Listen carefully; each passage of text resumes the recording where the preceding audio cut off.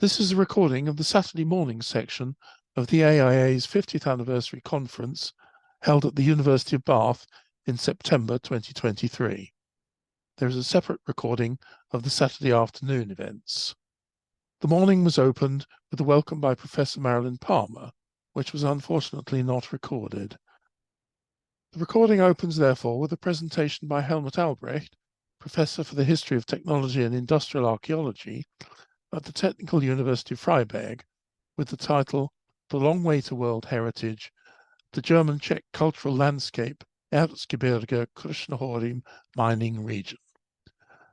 This is followed by three further presentations.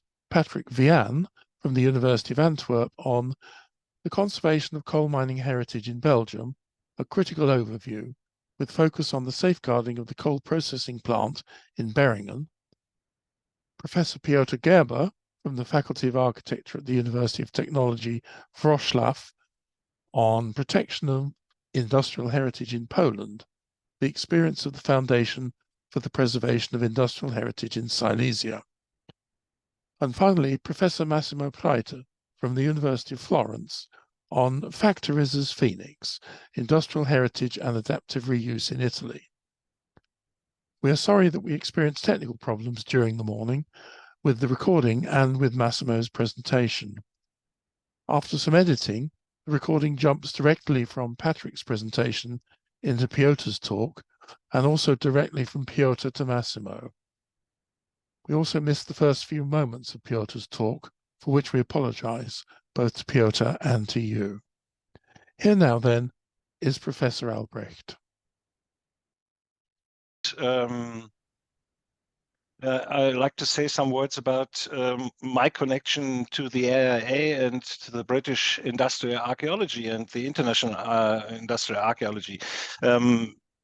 My predecessor, Ebert Wächler, he was the one who attended the 1973 conference in Ironbridge, this famous conference, the founding place of industrial archaeology, I would say, internationally. And he came back from Ironbridge, and he, from that point on, he was convinced that industrial archaeology is the better way to do research than this same topic established in Western Germany at that time by others with the German name Industriekultur, which you cannot translate correctly into English.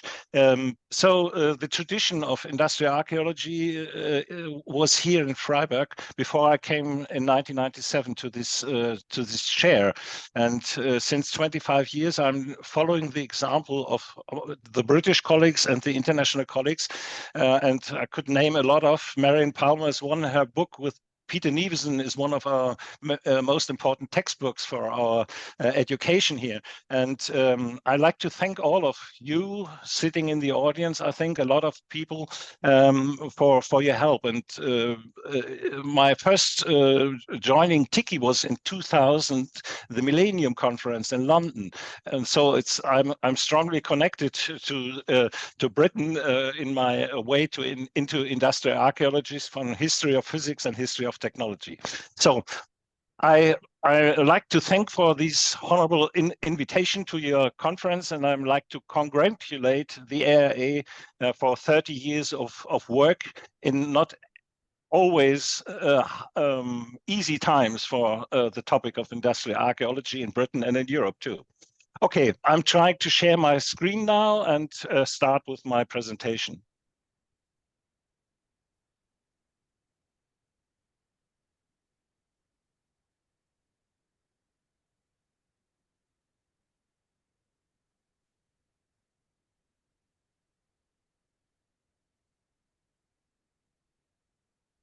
Okay. No.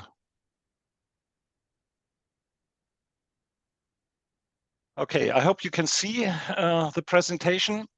Could I get a sign that you see it and that you can hear me? Bill, maybe? Hello?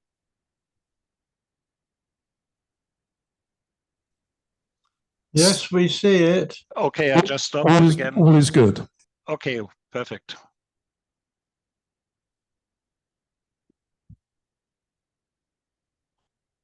Okay. I'd like to talk about our long way toward heritage, the German-Czech cultural landscape project Erzgebirge Krušné hory, the mining region. You see on the right a picture from the, 1521, which gives you an impression how the landscape looked in the ore mountains in the beginning of the 16th century. So you can see everywhere shaft buildings and so on. So the history is going back to the 12th century here. Why does it? The location, for the ones who didn't know the region, is the border. It's the southeast of Germany to the Czech Republic. So it was from the beginning on a transnational and trans-border project. First of all, as an introduction, I want to show you a short video or a mid-sized video, 8 minutes, so that you get an impression of the area.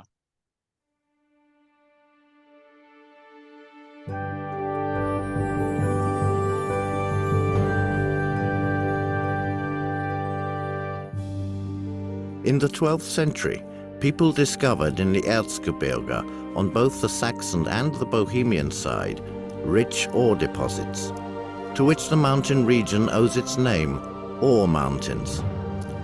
This was the beginning of a radical and long-term development of the whole region. The mining cultural landscape Erzgebirge Krušné hory is characterized by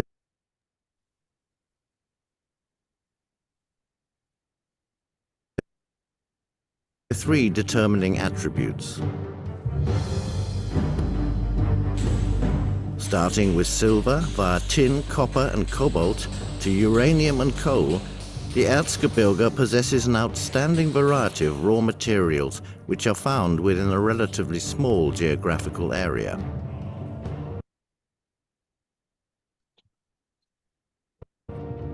Over 800 years, from the 12th century to the present day, these raw materials were extracted, smelted and processed in the Erzgebirge. The great influence of mining and metallurgy is documented by a large number of valuable monuments above and under the surface. Authentic, well-preserved witnesses, including shaft buildings, smelting plants, surface depressions and heaps, and mining settlements, illustrate the complete range of historic mining as well as the associated social and cultural aspects. 85 component parts were selected that are scattered throughout the region according to the irregular geographical distribution of the raw material deposits. The component parts reflect the three determining attributes and thus document the outstanding universal value of the mining cultural landscape. Mining has left behind evidences in the landscape of the Erzgebirge which are visible to this day. The mining landscapes bear witness to the extraction and processing of the raw materials and provide information about the technologies employed and the mining periods. The early mining periods in particular are documented by surface depressions and heaps. Almost all of the more recent mining landscapes are characterized by diverse and numerous preserved mining and smelting buildings erected alongside or on top of heaps. In the second half of the 20th century, uranium ore mining has highly influenced the landscape of the western Erzgebirge in an up to this time unknown extent. The recultivated heaps and the preserved terraconic heaps still bear witness to this mining period. The selected adits, mine workings and wheelhouses illustrate the extraction methods and convey a good overview of the vast dimensions of underground mining. Water power dominated the designing of the mining infrastructure system. Artificial ponds, man-made ditches and leats were used to supply the necessary water power to drive the machinery of the technical installations. To drain the mines, water drainage adits led the water from the mines into nearby or more distant and deeper lying valleys. To transport the ore and wood, special canals and tub boat lifts were built. Until today, The landscape of the region is defined by the mining water management system both above and below ground.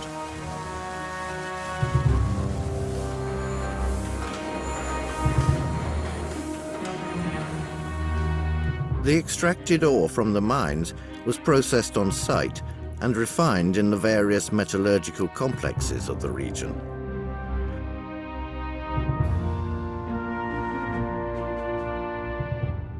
Many of the preserved mining production sites are among the oldest of their kind and document the influence of mining and metallurgy on the region to this day.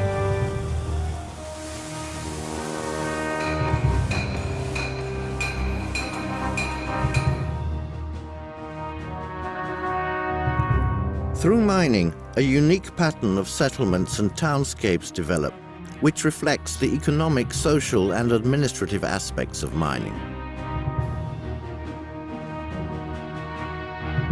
The regular arrangement of the buildings, such as in Marienberg, illustrates the planned foundation of many mining towns. The mining towns are distinctive for their valuable secular and sacred buildings of historical importance.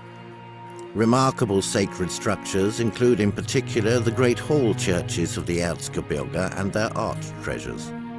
These churches were constructed and fitted out with finances largely sourced from the revenues earned from mining activity. Since the 15th century, the mining office buildings have documented the development of the administrative structures for mining. The intensive mining of uranium following the Second World War led to an expansion of numerous mining settlements and their social structures. Newly built structures included all the facilities required for the maintenance of the miners. Mining as a central motif has influenced not only the architecture, art and culture of the mining towns, but also the artistic, literary and musical work of the people considerably, and produced many traditions that are maintained to this day. Folk art and handicrafts are widely known traditions of the Erzgebirge. The Reifendrehwerk is the only water-powered ternary for wood turning of its type that is fully preserved. It documents the development of wood-making crafts that emerged out of mining. Furthermore, important industries developed out of mining. Some of these industries were based on the extraction of raw materials, such as the production of blue pigment. Others were newly established. A famous example is the watchmaking industry in Glashütte. The technical knowledge of the miners and the discoveries made in the Erzgebirge contributed extensively to the development of mining and geosciences worldwide. The oldest still existing mining academy in the world is in Freiburg. Without this background knowledge, new inventions such as Meissen porcelain would never have happened. In addition to education and science, the mining industry had a large influence on politics and the building projects of the territorial rulers. In fact, the revenues from the mining in the Erzgebirge enabled the rise of Dresden to the magnificent Baroque residence city with its numerous art treasures. 85 component parts represent a mining cultural landscape of outstanding universal value. They enable a complete illustration of the history and development of a transboundary mining region.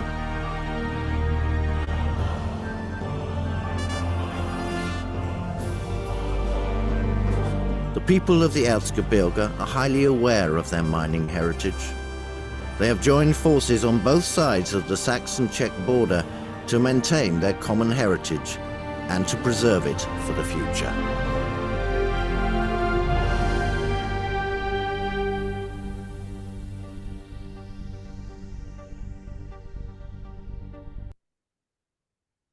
So now you have an overview about the project. On the further on, I want to concentrate on the process, how we got these nomination and the title.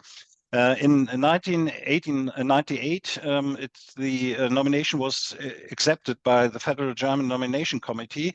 So it's more than 20 years ago that the nomination was in place for in the German tentative list. Nothing happened in the following 3 years, but because the Elbe Valley nomination was in place, and you all know about the problems of the Elbe Valley, which was thrown out of the World Heritage in 2007 because of several problems there.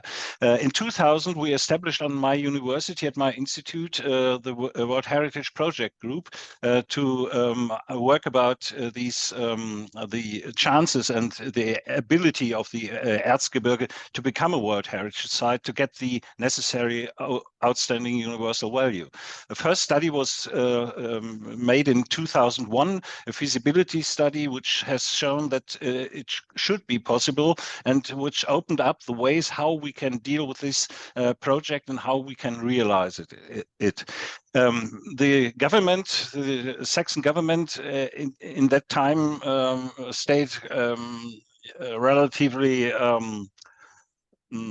critical to this project because of the Dresden development of the Dresden Elbe Valley nomination and World Heritage nomination. So nothing happened. Therefore, we founded in 2003 the Saxon Booster Club for the project by people of the region, because the government asked us to show that the region wants this project. In that time, we've had our first contacts with Czech mining enthusiasts in the Bohemian part of the Czech Republic, because from the beginning on, we thought this should be a trans-border, cross-border project in the middle and the center of Europe. Our ideas for the outstanding universal value of the World Heritage Project were based on the diversity of raw materials, from silver to uranium. A lot of other ores are in the polymetallic deposits here to be found, but we thought it should be wise to concentrate on the most important ones for the history of the development of these area. In addition, at that time, at the first nomination in 2015, we had also ceramics, kaolin, limestone, marble, and black coal in our program for the World Heritage project, but as I will show you, we got a lot of problems because of this site materials not concentrated on the polymetallic ore deposits. And second important point was the distribution of the historic mining districts over the whole area of the 6,000 square kilometers of the Ore Mountains region, because it's a living area with a lot of people living inside. And one of the critical points from the Saxon government was that World Heritage would stop economical development, infrastructural development.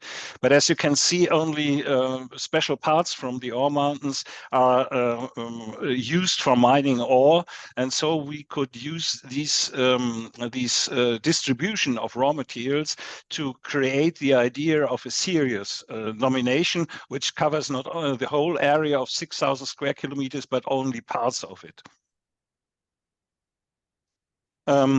The third point was the time frame for more than 800 years and its attributes up to the 21st century. Only a few pictures. I cannot explain everyone here. You have seen some of them in the video, which is a large overview about all mining activities above ground and also underground. You can see here we have a lot of edits, draining tunnels, and so on, equipped also with historical machinery from the 12th century up to the 21st century. So most of them are open for visitors, not everyone, only for experts. Some are for experts open, but we have a large variety of different underground structures. And a further point is the tradition. You have seen it in the video too, and the influence of mining over 800 years on the politics, on the law development. The mining law of the Erzgebirge was very important for European development of mining laws. The traditions which are still living, also science and technology was influenced greatly by the mining activities in the ore mountains. The famous book of Georgius Agricola, De Re Metallica. You can see one of his the famous machinery on the, down on the left side, and others are inventions. Are very important for the development of this region. And of course, arts, literature, music, science, and the still living traditions are closely connected to mining in this area. We choose not every raw material which were mined in the area and processed in the area, but we concentrated on the most important. And therefore we formed component parts, 22. You have heard in the video, has been 58 at the first application, but we had to change this due to the concept of ICOMOS, not to inscribe everything in the area, but to concentrate on the polymetallic ore deposits. So we choose 7 component parts which are representing silver mining, 6 component parts tin mining, 3 component parts iron mining, 2 component parts cobalt mining, for the cobalt blue dyes, and 4 for uranium mining on both sides of the area. So 22 component parts, 17 are in the German part of the ore mountains, and 5 larger ones are on the Czech side of the ore mountains. Sorry that I couldn't translate in the short time of the preparation this slide, but it shows again the combination of mining settlements and mining towns, mines, processing sites, underground structures, mining infrastructure, machinery and technology, equipment of the mines, the landscape aspects of the heaps and the depression holes, and of course also the entrance to forestry and agriculture. And it's combined with immaterial values from tradition, science, and so on. This all is making these pieces are combined the mining landscape of the ore mountains. In these 22 component parts, more than 600 single objects and elements are documented and part of the project. Here you can see the mapping, the layout. It's 17 Saxon and 5 Czech component parts, defined as mining landscapes, and you can see the structure, the combination, for example, in the middle, this long structure, this is a Freiberg mining landscape, and it's the different mining sites are combined and by the mining water management system, yes, with artificial ponds, canals, and so on. So we could reduce the number of component parts, because one of the most critical points of the ICOMOS evaluation of our first nomination was that we have too many component parts. So we combined these by using the water management system and more having more focus on the mining landscapes. Only 1.3% of the mountain area, whole mountain area, is so core zone and buffer zone of the mining area. And with this, we could show that this project is not influencing the further development of population, of infrastructure, of economics in the area. Yes, but we had to we faced, especially between 2004 and 2007, a lot of problems, because there were controversy discussions, not only in the region, but mainly with the Saxon government, which said that World Heritage cannot be combined with infrastructural and economic development. And we tried from the beginning on to show that this is an aspect we can consider in our work and in our project. You can see here some pictures of advertising events. A lot of them in the whole region. We organized conferences and public things. And we started to work further on the selection of the sites. You can see on the right side the Saxon realization study, which for the first time showed the sites we choose for convincing the OUV. And on the Czech side in 2006, a first study came out by the Czech colleagues which shows the feasibility of the project also on the Czech side. Very important for us, the Booster Club financed all these early projects, but we got financial support by a foundation of the Angel family, which is a very nice name for this. They gave us each year 30,000 euros until 2019, nearly 500,000 euros for our project, for the co-financing of European projects and our own financing of the stuff. A lot of controversy discussions took place in the area. You can see here the headline of a newspaper article, World Heritage Change or Barrier for the Region. This was the point, and which we had to argue against, that it is a barrier. We had to show that it is a chance for the region. In 2008, the Saxon Interior Minister, who is and was responsible for the World Heritage Project, he requested from us to show that there's no negative impact on economy and infrastructure in the region, and he asked for so-called pilot studies.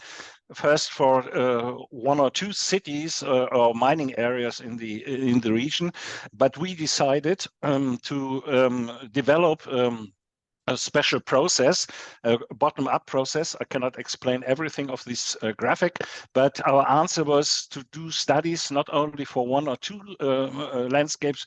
We made 27 pilot studies, which selected the sites for convincing the OUV in each area. And this process was done as a bottom-up process with all relevant stakeholders for the layout and the attributes of each mining landscape in this project. It's a very complex process.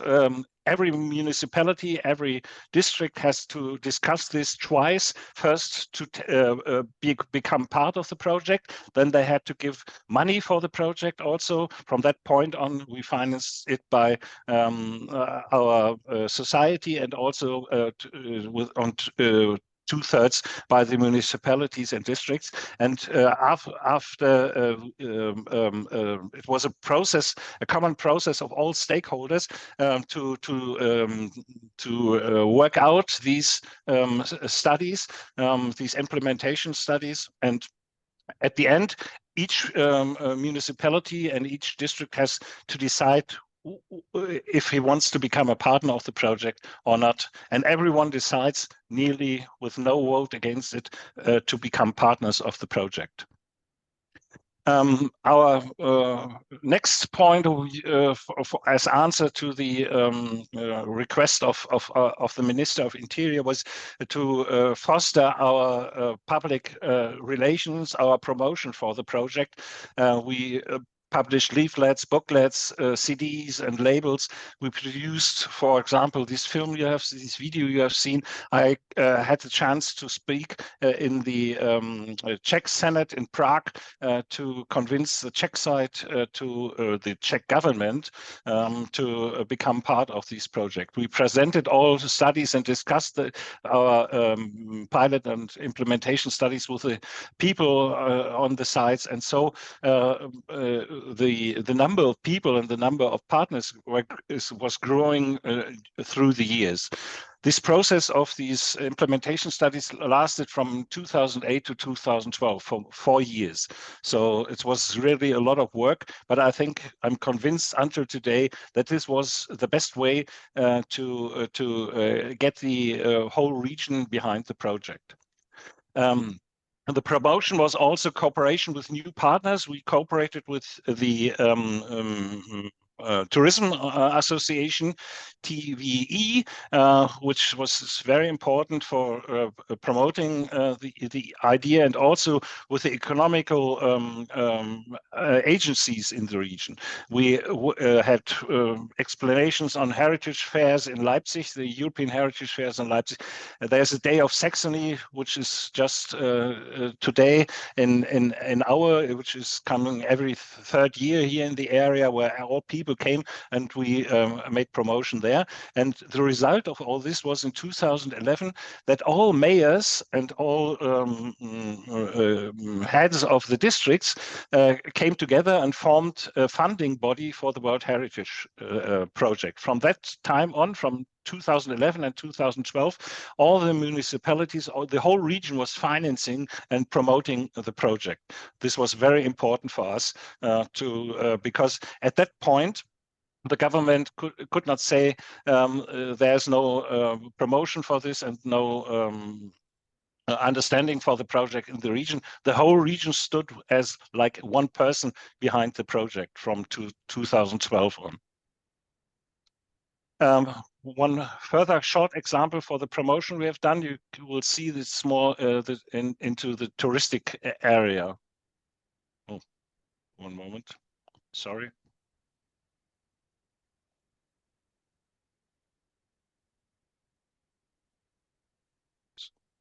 I don't know why it's not working. Ah, yes, no. In the beginning, there were mountains, and there were people. The climate was harsh. It shaped the people and the mountains. The people started to change the mountains, above ground and below. This helped to define the character of the region and its landscape, and influenced the people and their customs too, as well as the habitats of plants and animals. The people created mining towns, homes, secular and religious buildings. From these came art, music, and literature. They influenced education, science, politics, and commerce. The lifestyle that has arisen out of this has a name. We call it Erzgebirgisch. What has developed from this lifestyle is now set to become a UNESCO World Heritage Site. Discover the Erzgebirgisch lifestyle. You'll find it here in the Erzgebirge, the Ore Mountains experience.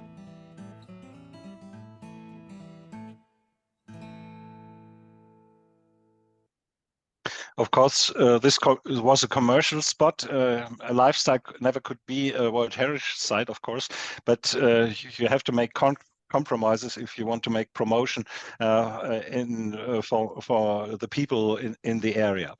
The first results of our efforts came up in 2010 when the new Saxon Interior Minister declares his support for the World Heritage nomination. Also, the Prime Minister visits one of our exhibitions and informed himself about the project. He was a very critical in the forefront of the project, but we are trying to convince more and more government people and in Dresden and of the Saxon government that this is a project they could not stop. And even in 2012, the six Czech municipalities in 2 districts joined the World Heritage Project. So from this point on, it was an international project, and we were able to launch a new tentative application from both countries, from Germany and the Czech government. So from that point on, the project was an official project of both countries. Further on, we promoted the project on a lot of special events, and also the Engel Foundation was very active for us to promote the project in the population. The first attempt was the nomination of 2015. You can see here some pictures from the officials signing of the nomination files and the handing over to the Saxon government, which wanted to prove it. We had then, of course, we established a German-Czech mixed working group and other working groups to clarify the details of the project and the nomination. And there was a close connection between the Czech side and the German side working together for this project. The first nomination file, 4 volumes, around 1,500 pages, where the authors were myself and my co-workers, Ms. Hansel, Dr. Oban from the Czech side, and Ms. Petzak. She was responsible for my institute for all the mapping and so on. And in September 2015, we had the ICOMOS technical mission in our area.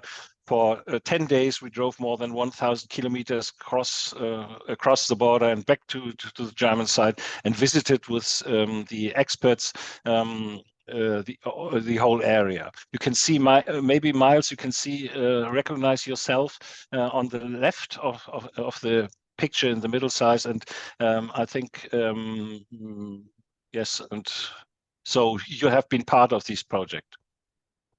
Yeah, we went to Paris in December 2015, and suddenly we got problems because ICOMOS said the project is too large, we have too many component parts, we have to concentrate on the polymetallic ore materials, and it looked like that we would get a non-inscription in the committee meeting in July 2016, and therefore all the partners of the project decided to withdraw the nomination on the 8th of April 2016.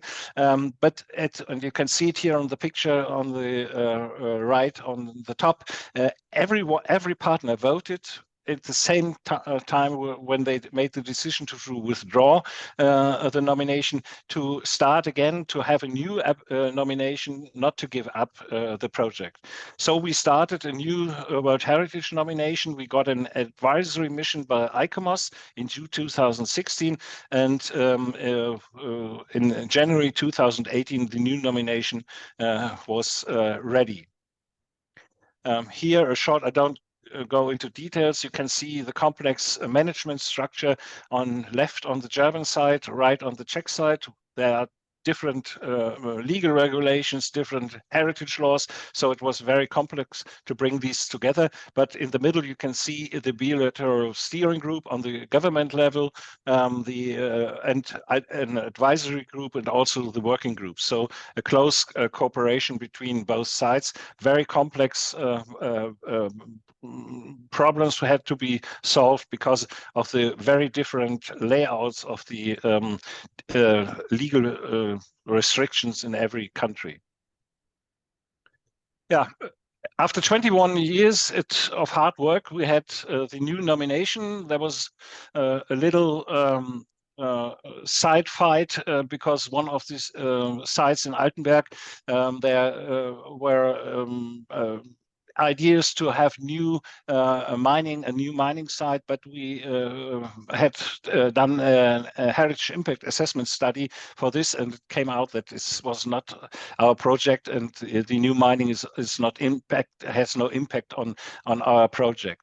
Again, a technical mission came to the region, and in July 2019, it was the time. It was the time on the 6th of July in the General Assembly in Baku at the 43rd World Heritage Committee meeting in Azerbaijan that our project was not only nominated but also inscribed into the World Heritage List.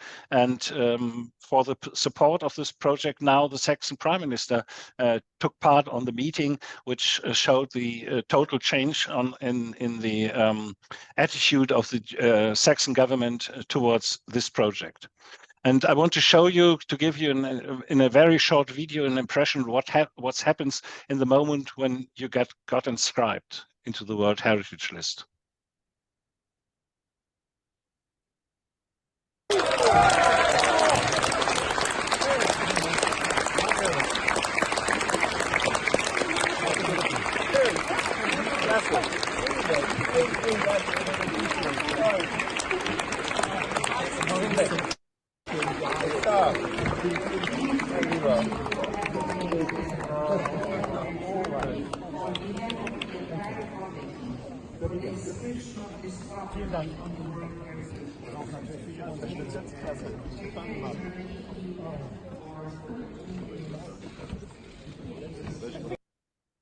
It was really a great moment. You have seen, maybe you recognize Barry Gamble. He was one of our advisors in this process, and we have to thank him a lot for his support for our project. The reactions a day after, you can see a flash mob of school children and teachers of the gymnasium in Marienberg on the marketplace.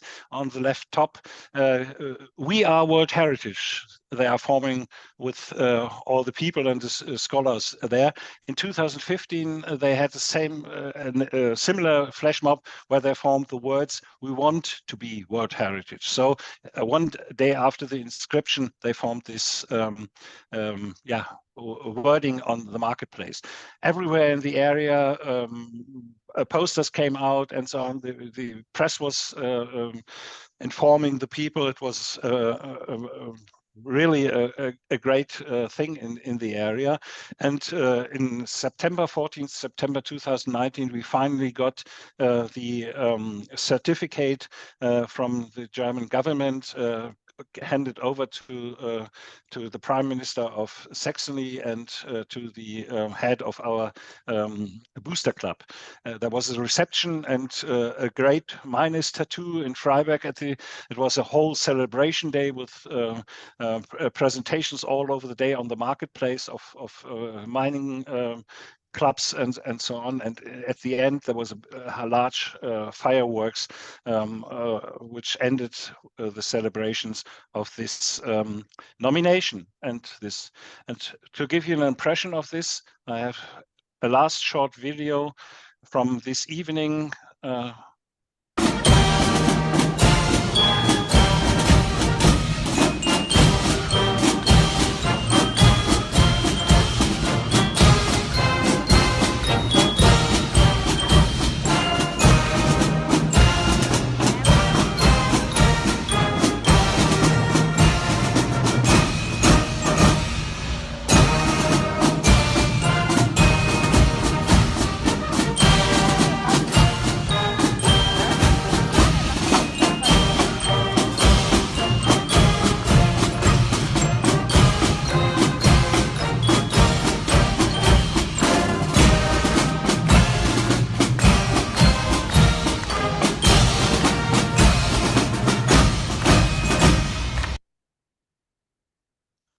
Yeah, thank you for your attention.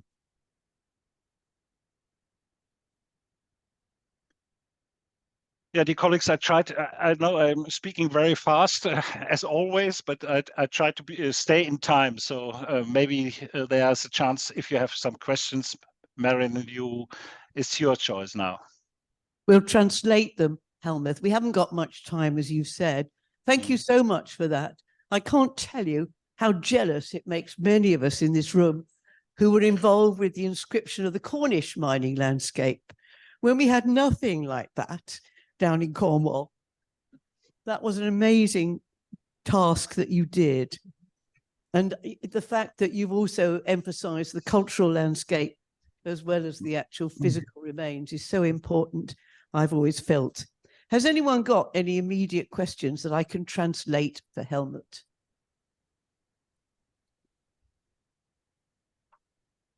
De buren. I can't see. There's Stephen. there. Stephen. Oh, hang on. Yeah. It's Stephen Broadhead. Yes, Stephen. Liverpool lost its World Heritage status, and Germany's lost one heritage status because they built a road and a road bridge through their historical site. Is there any danger of you losing it, or are you going to be clamping? You seem to have complete unanimity of purpose. Like that won't happen. Are you certain that won't happen? No, you never can be certain, I would say. The problem, I think we have a very good management plan, and also a very a plan if some such problems occur.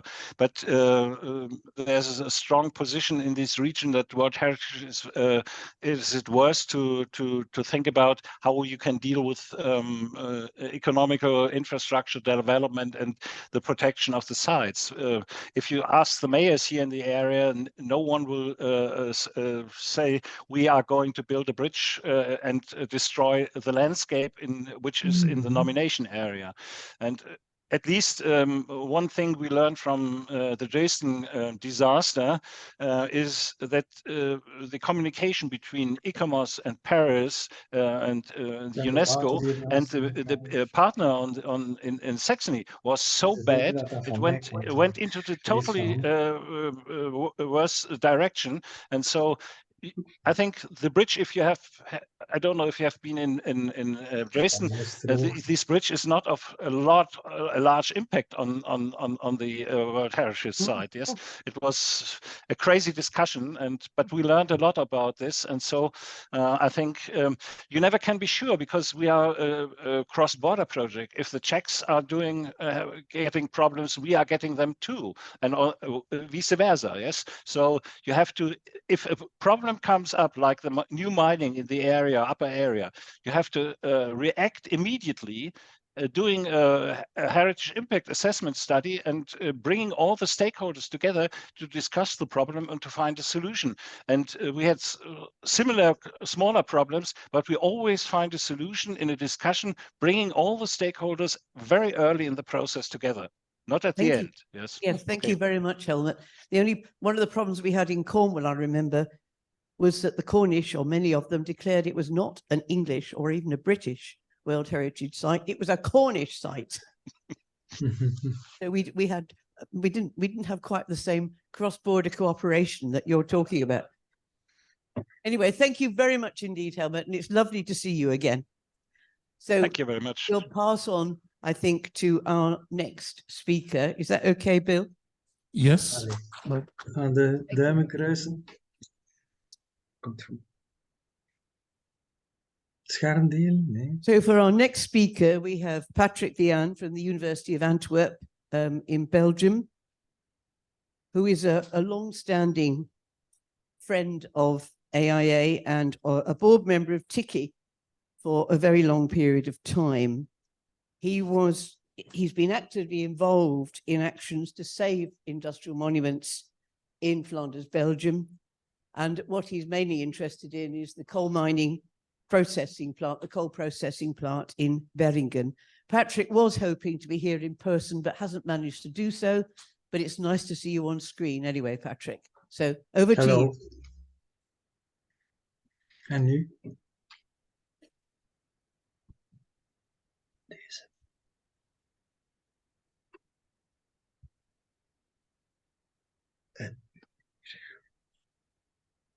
Hello, everybody.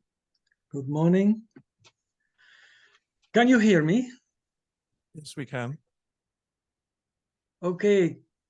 So thank you very much to be with me, and especially my word of thanks to Marilyn Palmer and the organizing team of this birthday conference. Happy birthday to AIA. I thank also my friend Bart van Akker, who assists me technically. So Bart, thank you. And I devote my speech to Angus and Brenda Buchanan, good old friends I met on several occasions here in Tampere in Finland in 2010. So I will speak about aspects of the history and heritage of conservation of coal mining in Belgium, and later on with a focus on the coal preparation or processing plant in Beringen, Limburg. The Belgian coal fields extend from west in the line with the French coal field Nord-Pas-de-Calais to east with extensions in the Netherlands and Germany. And a distinction can be made between the coal basins in Wallonia, 5 in number: Borinage, Centre, Charleroi, Namur, and Liège. And on the other hand, the important basin of Kempen or the Kempense Bekken in Flanders.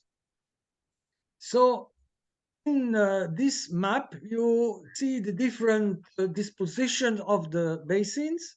Coal fields don't know borders, of course, of regions and countries and languages differences, and cross the different areas. In Wallonia, coal mining already existed during the Middle Ages. In fact, monks and priests active in abbeys collected the coal on the surface. And these grounds were property of several abbeys and cloisters. Mining, in fact, has already been active in the prehistoric times, in the Neolithic period. We have the famous silex and flintstone mines, one of them in Stien, declared World Heritage Site at the end of the 20th century already. And you can visit this site in the neighborhood of the city of Mons. The industrial exploitation of coal changed in a serious way in the 18th century with the introduction of new installations as the fire pump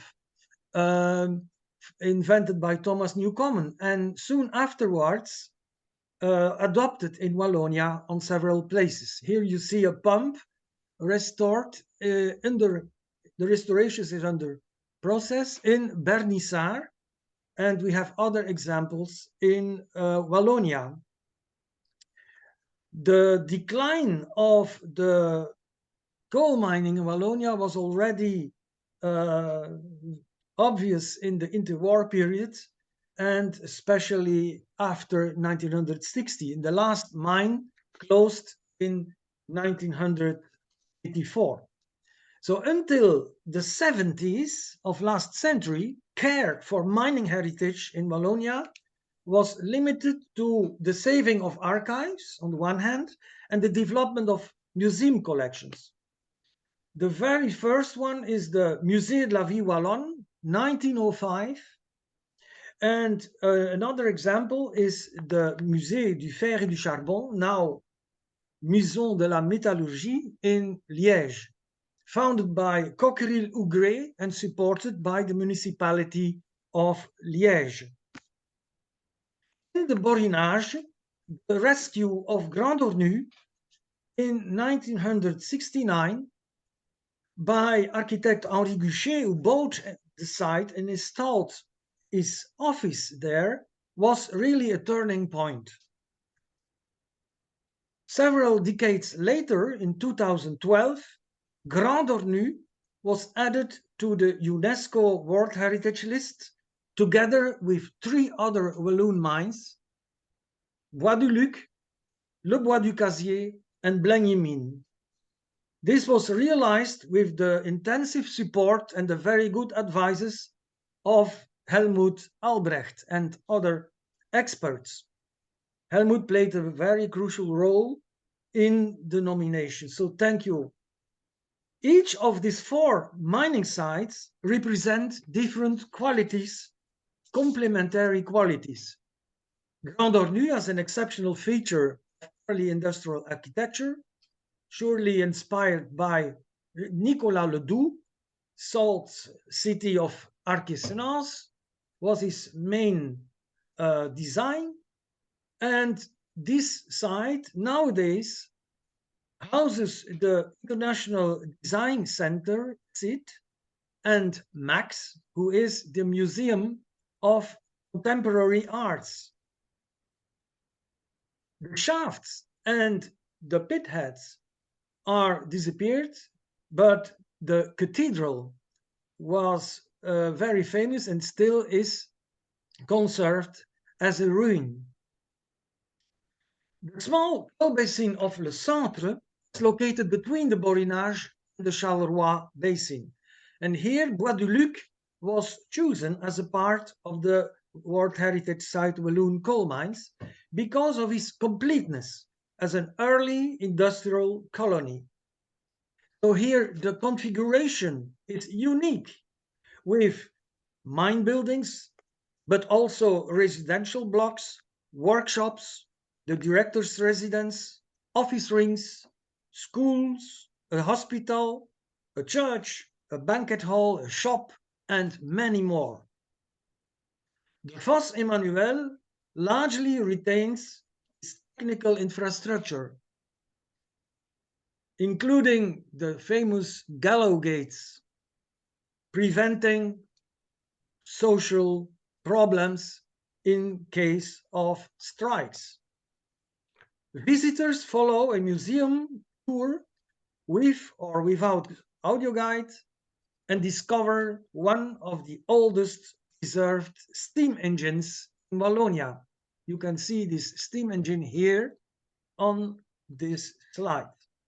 The emphasis of the museum, as many others in Wallonia, is on social history, with clear links to current events in the current residential community. The central basin of Wallonia is that of Charleroi, the industrial metropolis of Belgium for many time. Coal, metallurgy, and glass formed the industrial backbone. Here, the top monument of mining in the region is Le Bois du Casier, the symbol of dangerous mining work with its countless accidents. A sad highlight was the catastrophe of 8th of August 1956. So the mine was modernized and continued operation. As you can see on the right side, a new shaft and tower was built in concrete and functioned until 1967. In 2002, Le Bois du Casier opened as a memorial site with the support of the Italian government. The Museum of Heavy Industry, with multifunctional spaces, enlarged some years later with the International Glass Museum, one of the nicest in the world. Despite these excellent realizations, many other mining heritage sites were demolished in the meantime, such as the Fosse Parent that you can see on the right side, gone forever, or Le Roton, Farciennes, the very last active coal mine in Wallonia, gone forever. Also in Liège, very much monumental heritage relicts have been destroyed. Fortunately, there are easily accessible archives, as the Cladic and museum collections about mining in the Liège region. The well-preserved colliery of Argenteau, better known as Blengy Mine, is an exception. The site includes the Puy-Marie, the oldest preserved mining building in the country, and the modern mine who is not exceptional, but it is the only mine where underground galleries can be visited daily. It is a site that is sparsely funded by the public authorities, so it is in a large part private, but Blenheim provides excellent heritage education. It is a good example of successful edutainment. An example of this is the position opposite each other of railway equipment of different coalfields. At a glance, one can see the different scale of mining operations in these two regions. And Blenheim includes also a largely preserved coal processing plant that can be visited with a guide. The lowest floors are offices and exhibition spaces. The superstructure remained intact, a great rarity. The limited resources of the government, of which a large part goes to the management of the World Heritage Site mines, leave little money for other projects. Dramas are still happening, like the partial demolition of the Azar mine in Sherat. Another scourge is the new additions, rather mutilations by extensions, such as realized in Le Crachet, who is the Science Adventure Center of Wallonia, realized and designed by Jean Nouvel, France's most expensive and renowned architect. Another example is the demolition of Sauartan mine. It is rather an example of decay, slow decay, and the site is in terrible condition. Also in Koolfontein, this site, the Marcas site, is treated. So this is an example that is very, very sad. It was in this mine that Vincent van Gogh was visiting the miners when he was a pastor there. It is now a center for horse keeping and horse riding, but it is in terrible condition. Only the house of Vincent van Gogh, who rented this small house, has been renovated and is now a bed and breakfast. So you see losses and victories in Wallonia. Let's go now to the north of the country in the Kempisbekken or the Limburg Basin. Here we have only 7 mines, very big mines, compared to Wallonia, where we have more than 1,000 smaller mines. This is a very different situation. These mines are Beringen, Zolder, Houthalen, Zwartberg, Winterslag, Waterschei, and IJsden. In each of them, 3,000 to 7,000 miners worked. The full start was very late, after the First World War in 1923, and already 43 years later, the first mine in the basin was closed, the mine of Zwartberg. So this is a very intensive work in this coal basin, installed in a remote area of Flanders on very cheap grounds, with a railway nearby connecting Antwerp and the Ruhr, so an ideal location for heavy industry, like zinc factories and other very polluting industries. In As, we see the monument of the discovery of the coal in Limburg in 1901 by Professor Dumont. Why these mines were created? Well, 2 reasons. The coal reserves in Wallonia shrinked dramatically, and more coal was needed for the increasing steel production in Wallonia.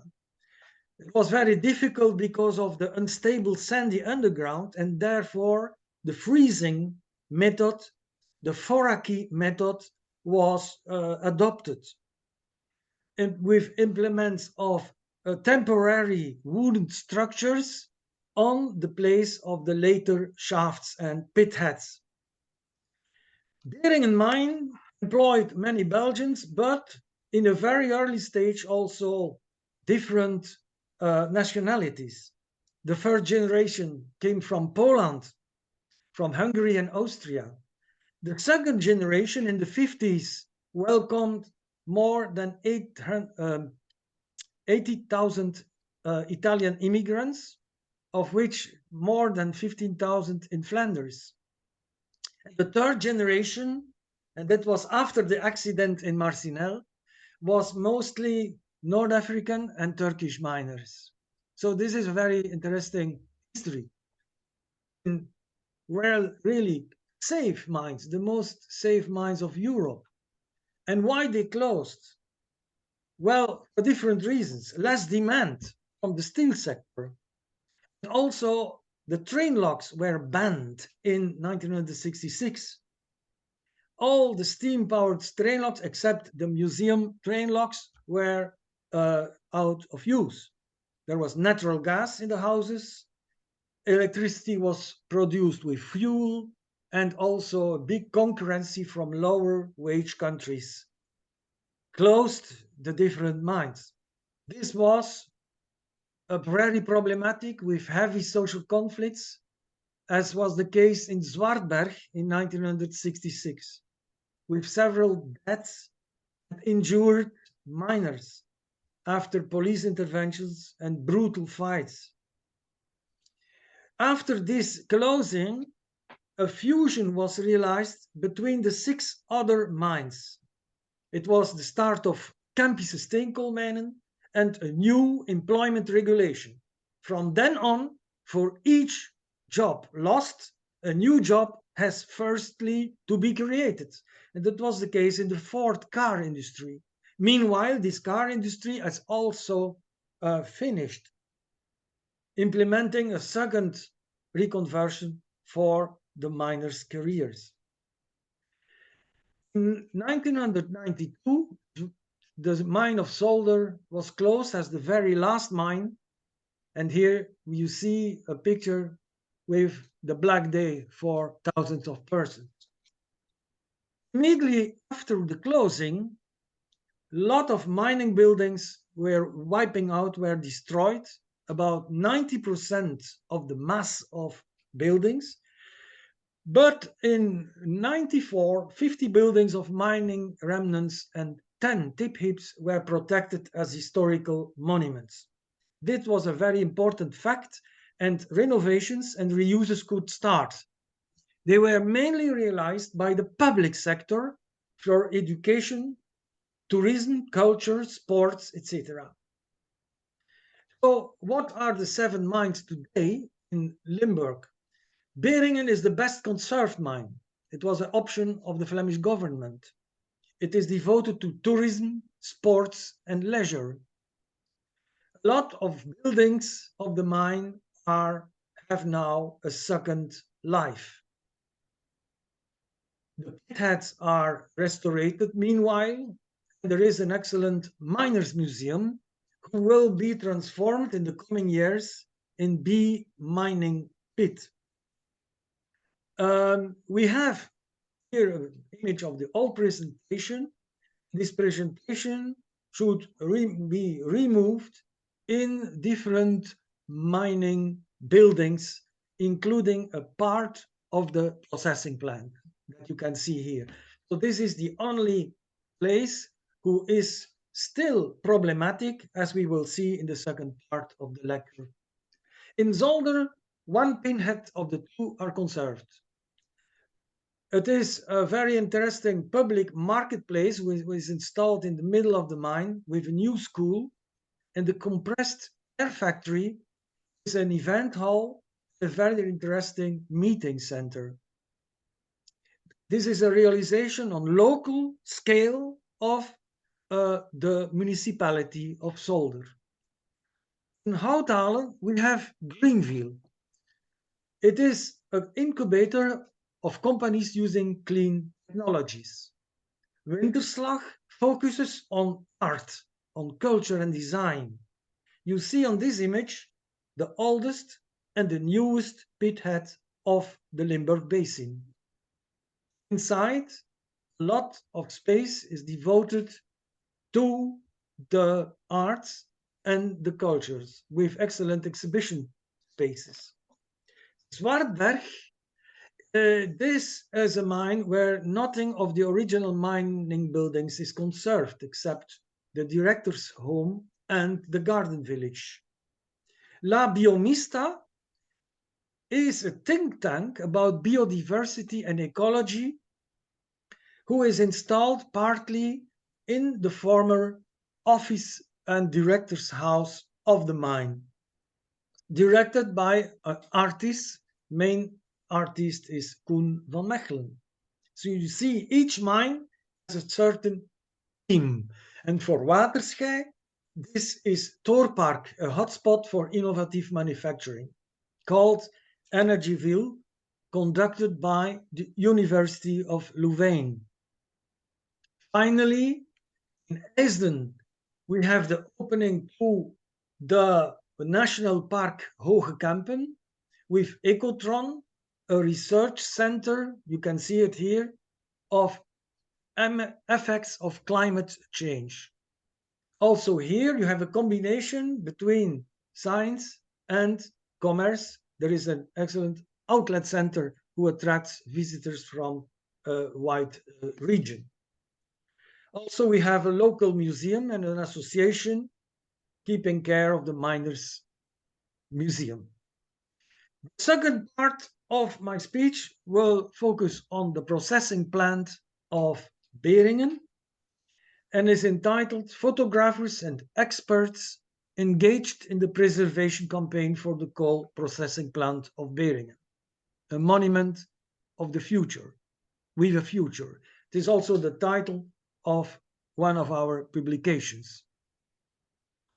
I don't want to explain in detail what is coal preparation. I hope everybody knows that the mined coal is mixed with a large amount of stones and shale and sandstone and byproducts. So the coal has to be sorted and washed.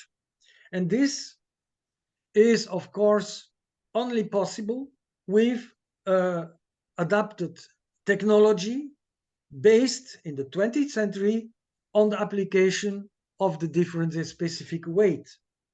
The specific gravity of the washing water can be increased by mixing it with magnetit, and this heavy liquid is created then, separating easily stones with heavy gravity who will sink in the liquid and coal who will float up. It is unknown part of the most mines, because thinking on mines, people think on miners, the underground, the pitheads, and seldom they think at the coal processing plant and the work on the surface. You see here a part of the processing plant owned by LRM, the Limburg Reconversion Company, and the real estate developer here is B Mind, B for Beringen Mine. The inside of the component is full of very interesting machinery, especially in the oldest parts 1 and 3 that we have the pleasure to visit several times. You have to imagine that for more than 35 years, this installation is really exposed to wind and rain. It is in rather good condition. It can be saved, but it is very urgent to do it. The processing plant compounds 4 sections. You see the oldest parts 3 and 1. 2 is already renovated in Casco and will house B-Mine Pit, the new museum. And 4 is also a section which is renovated and is empty for the moment. Here on this slide, you see the washery plant in the actual state, and on the left, how it was planned in 2018 and 19. The demolition was planned for the washery plant 1 and 3. So there was a lot of protest against these demolitions, and it is only in September 2021 when the owner and the developer decided not to demolish the structures, but they have a new plan. It was also very critical. They want to install bee nature inside the coal washing plant number 1 and 3. The structures were saved, but bee nature as a plan replaces the merely of the unique machinery in an artificial forest with trees and vegetation inside roofless environment, not accessible for the public. So we like greenery, but not everywhere, everyhow. Why, in our opinion, the complete structure and most of the machinery has to be conserved? For different reasons. It is historical monument. It is listed. Also, the inside and the machinery. Secondly, it is the last and only structure in Flanders who is conserved. Indeed, in Belgium, we see only other examples in Blengy, as I explained already. In Sauartan, ruin only partly conserved, and the exterior structure of Piage Grand-les-Bains, where the machinery has been completely demolished in the 1960s. The third reason is the full conservation of equipment. And this is quite unique. Also, it should be a shame. Destroy parts of the inner structure. This should affect the integrity of the whole mining site. Fifth argument is that some sections are renovated, are already renovated. Why not extend the job and renovate respectfully the entire monument? Other parts of the mine are indeed successfully renovated. I show you here only the thickener of coal dust, who is now a diving center, very successful diving center, a center of gastronomy. We have also in the mine bicycle loan and repair centers, climbing walls in the electric power station, a mine museum in the social building, a tourist office in the reception building. So 90% of the job is finished. Why not finish the job by saving the entire coal washing plant? The final reason, last but not least, is that in these coal processing plants, which is very ugly, it is there that materials were clean, sorted, and recycled. Water that was used was recycled. Magnetite was recycled. Coal dust was recuperated and pressed into coal of smaller size. So our things are that this coal processing plant can be seen as a process, as a precursor, a pioneer of contemporary sorting installations and of sustainable ways of productions. This message can be integrated in the museum and please also in the sections 1 and 3. So the actuality of the last years is very clear. The first plan was demolish. The reactions was very heavy. 1,300 citizens and associations protested with juridical actions. We won this, and finally the plan was changed.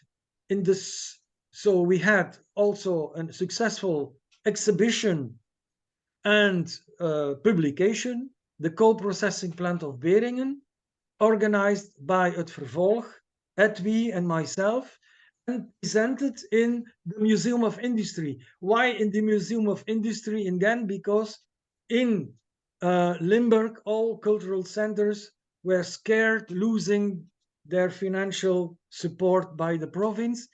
And so we escaped and presented this exhibition in Ghent. We selected a committed team of photographers who worked really for free. People from Wallonia, from Flanders, from Germany, from Holland, but also from out of Europe, as Marco Hernandez from Mexico, to escape the European corset. A lot of photographers well known as Clement Schulken, and here Marco Hernandez Badillo. But COVID time was very difficult for organizing such a public event.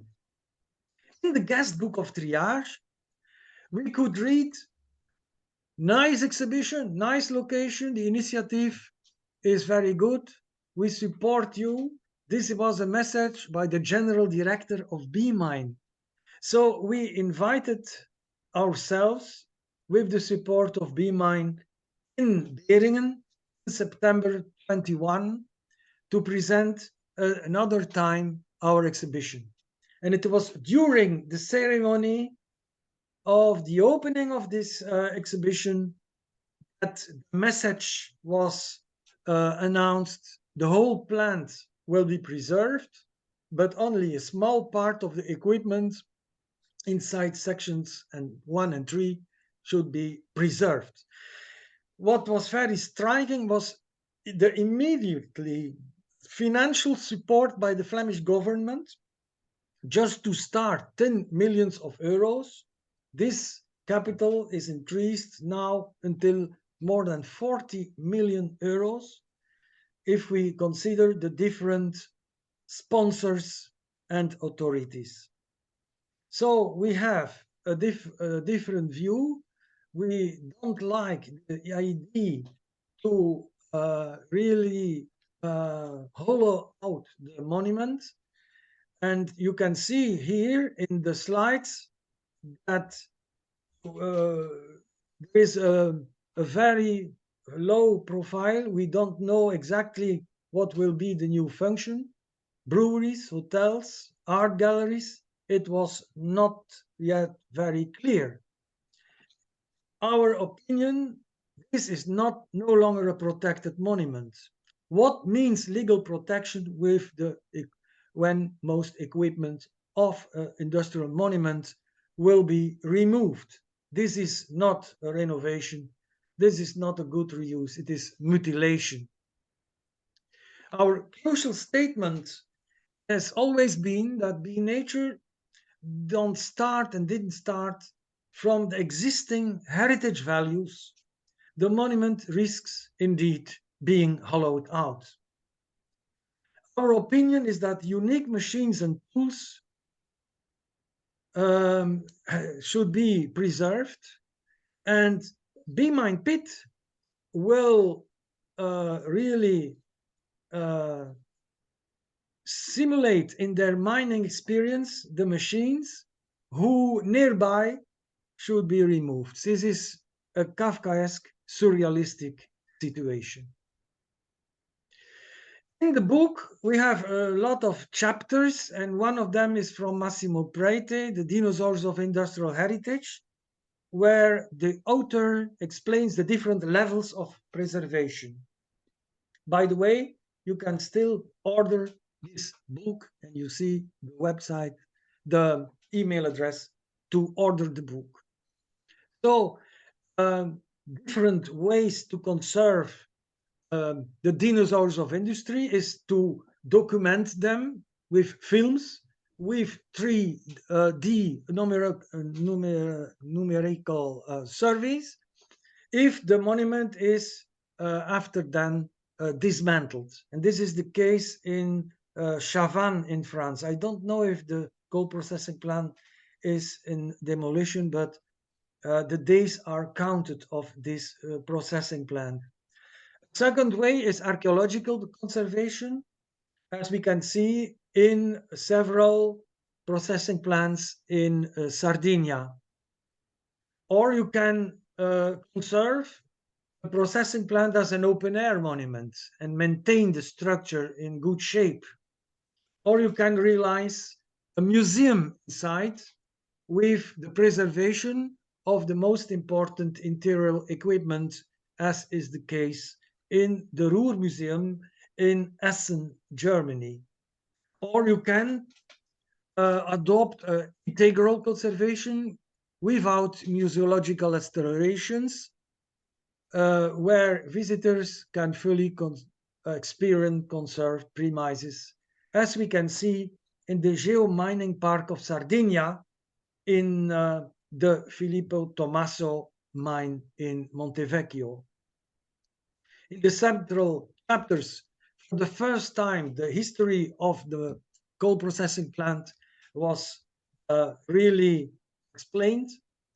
This chapter is followed by case studies. I will only briefly show you the Wassertag Landsweiler Reden, where the machinery has disappeared for a long time, and where the structure has been recreated in a landscape park with very good during the hot summers that we experienced the last years. It is a very interesting place, also with a very controversial sculpture from the National Socialism period integrated in the park. The Ruhr Museum, of course, is a good example of a compromise for maintaining the most of the machinery in the upper parts, and in the bunker on the base you have place for temporary exhibitions. So good examples exist. Coal preparation plants can really have a second life. What is the situation in the last 2 years? We wrote a second book, also in English, with an inventory of priorities, the detailed inventory of machines and equipment, and the existing museum that will be replaced in B mining pit. This was followed up also, and we made different articles and opinions about this. In the summer of 22, the final design of B Nature was ready. And what was very striking is that the two teams of B Nature and B Mine Pit didn't work together. They work in a separate way in the same building complex without interaction. So this was also a suggestion. Please work together. Please work together and install your museum B Mine Pit. Combine this with B Nature, please. We propose, in fact, a combination of a visitor center with an inspiring museology and a multimedial platform about waste refinery, sustainable production, and use of materials in time of climate change and energy in transition. So these themes fit very well in a contemporary context in the coal processing plant. The third publication was published, including practical suggestions, also a timing, step by step, explained how you can proceed in the realization of our ID. Meanwhile, the city of Beringen installed the Kwaliteitskamer, a team of heritage experts. We were delighted. They were installed and paid, very well paid, by the city of Beringen. So good paid that they agreed with the plans of B Nature without a lot of criticism. Only small remarks on certain details were provided. In January 2023, B-Mine submitted the environmental urbanistic permits for the realization of B Nature. A third project was developed, Wood Park. Did make it very complicated, wood park is the last part who is green on the Beringen side should be transformed in 320 housing and one tower with 10 flats. So destroying an important green area beneath of the project Be Nature. This is really Belgium, the land of surrealism. Finally, these permits were granted, but subject to conditions. Be Nature, the permit was approved, although details require further research for green light to permit application. So our point of view was that we failed to appeal the procedure in justice because of the progressive decline of the processing plant, because also of formal promises by LRM and BMINE to consult our think tank, our triage group regularly from now onwards. We hope really this is not a lie and this will be the start of a constructive dialogue. The next step is the realization, of course, of Be Nature and Be Mine Pit, where adjustments are possible during the implementation of the building plans as promised by the promoters. You have the whole story recently published in the Tiki Bulletin number 101. Conclusions. First of all, public actions by heritage associations are often necessary. You need academic research, but you have to be on the street. In some cases, it is necessary in order to save industrial monuments, even when legally protected. The actions and publications by triage anyway delayed the timing, adjust, correct the intentions of the promoters. What is striking is the third conclusion.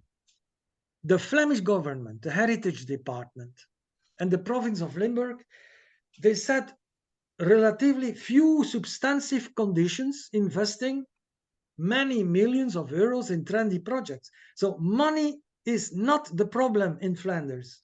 It is the lack of respect of heritage values, of industrial patrimony.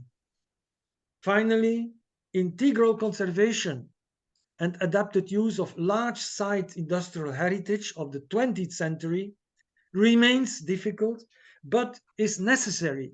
Otherwise, future generation, they think that only 19th century generated industrial heritage. Also, the 20th century, the full 20th century is, of course, crucial with very difficult, large site, big stuff, industrial heritage, difficult to reuse and maintain.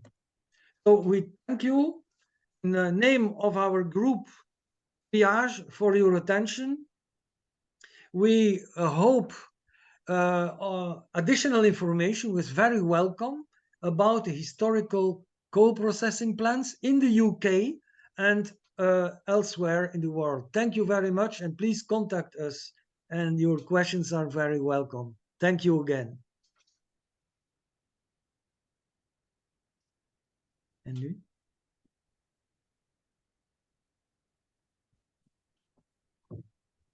Thank you very much, Patrick. I'm sure everyone in this room has every sympathy with that. We undergo exactly the same problems with places like Chattery Whitfield and the I knew the name a minute ago, the Clipston headgear and processing plant that many of us know very well. Okay. And what you say about respect for the heritage value of industrial patrimony is very true and very difficult sometimes to get across, although we do our best. We haven't really got time for a lot of questions. Has anyone got any points they would like to make to Patrick? Oh, certainly. Patrick, I just want to say one thing. That is on Sunday morning. Tomorrow morning, I shall be announcing the AIA's plans for our spring overseas tour.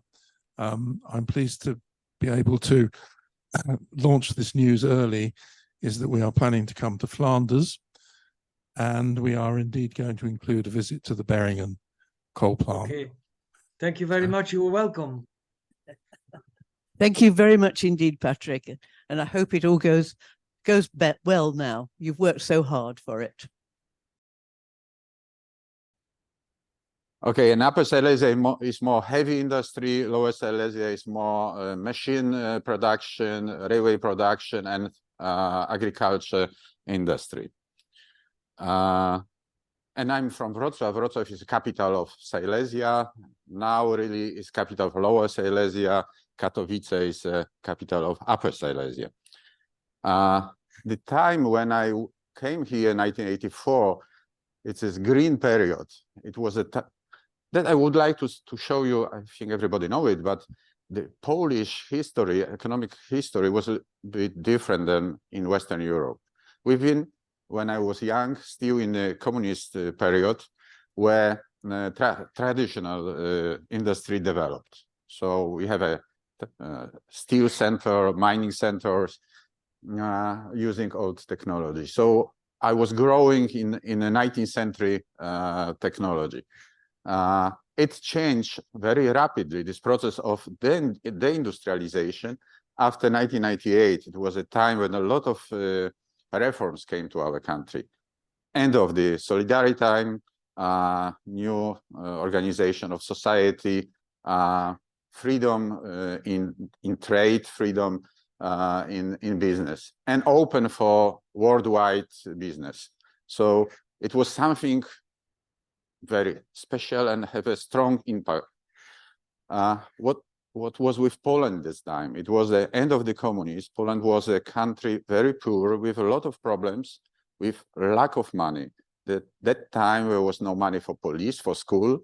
Polish debt on European market, $1 cost 10 cents. So you can imagine what problem we have to solve. So thinking about industrial heritage, it was like speaking about chocolate when you have nothing to eat. So it was this yellow color. It was a very short but very strong time when most of the historical centers collapsed. A lot of individual big factories was closed, even without any documentation. In that time, I working in technical university in Wrocław, and we, in a group of few scientists, we make some inventarization. We make a lot of application to the government, say this should be protected, but nobody do it. Nobody was interested in it. It was speaking about different words when we're speaking of protection of industrial heritage. The next important date was after 2004, when Poland joined European Union. Suddenly, new opportunity. It was a time where there was a lot of good opportunity for young people, but a lot of problems for whole society. The unemployment rate was around 25, 27, sometimes even 30. So it was really big problems in this time. But from young people, it was suddenly, we're not dreaming to go away. We started dreaming that we can organize our life inside of the country, because suddenly everything was free. Suddenly everything was possible. So very interesting time, but with different phase, depend from where you are coming, how old you've been this time. So a lot of opportunity, but also a lot of problems. And what happened after 2004? The economy was more stabilized. A lot of new investors came from the West to Poland. So it started growing time, and also money coming. Money mostly for infrastructure, for make infrastructure more modern one, but also for culture. So some of the money also was used for industrial heritage. So from this date, really from 2010 around, we have a lot of interesting projects. Some of them very good, some of them not so. So I would like a bit speak about. But a lot of new projects appear. The problem was that many of local government would like to have industrial museum. Almost every would like to have it. Money coming, rain of money from Europe. So maybe it's good to have museum. But it was a time where there was no objects to concentrate on, because almost everything was already demolished. And coming back to the history, this is a coke plant in Wałbrzych, which I make a photo around 1996. You see the working company with the colliery on the back and coke plant here. And it was one of the objects we preparing application to list it. And it was a kind of race. It is 1986 and 1987. We already listed coal mine, but no coke plant. So people who collect scrap was faster than we. And we very, very often lost battle, very often. It was sometimes horrible. It took energy from me when I saw again the slaughterhouse demolished, the next colliery demolished, fantastic objects. I will comment what is on the top, but first look at this picture. I recognize, I have a chance to publish in Industrial Ecology Review story about the linen spinning mill in Mysłakowice near Jelenia Góra. In that time, that was working company. You see the picture on the left side. It's in 1842. It was designed on the example from Great Britain. Fantastic story. And the company working till 2006. And I'm personally preparing application to list this object. And it was very, very important for me. And you see what happened. Changed the owners, and one Sunday. And the value of the monument was not so high like value of the cast iron. Horrible. Object which was listed already. So a lot of stories, only example that even such important object disappear. But of course, we have success, not only battle which we lost. Today was Helmut speaking about UNESCO site. We have two successful objects. One of them was prehistoric flint mine in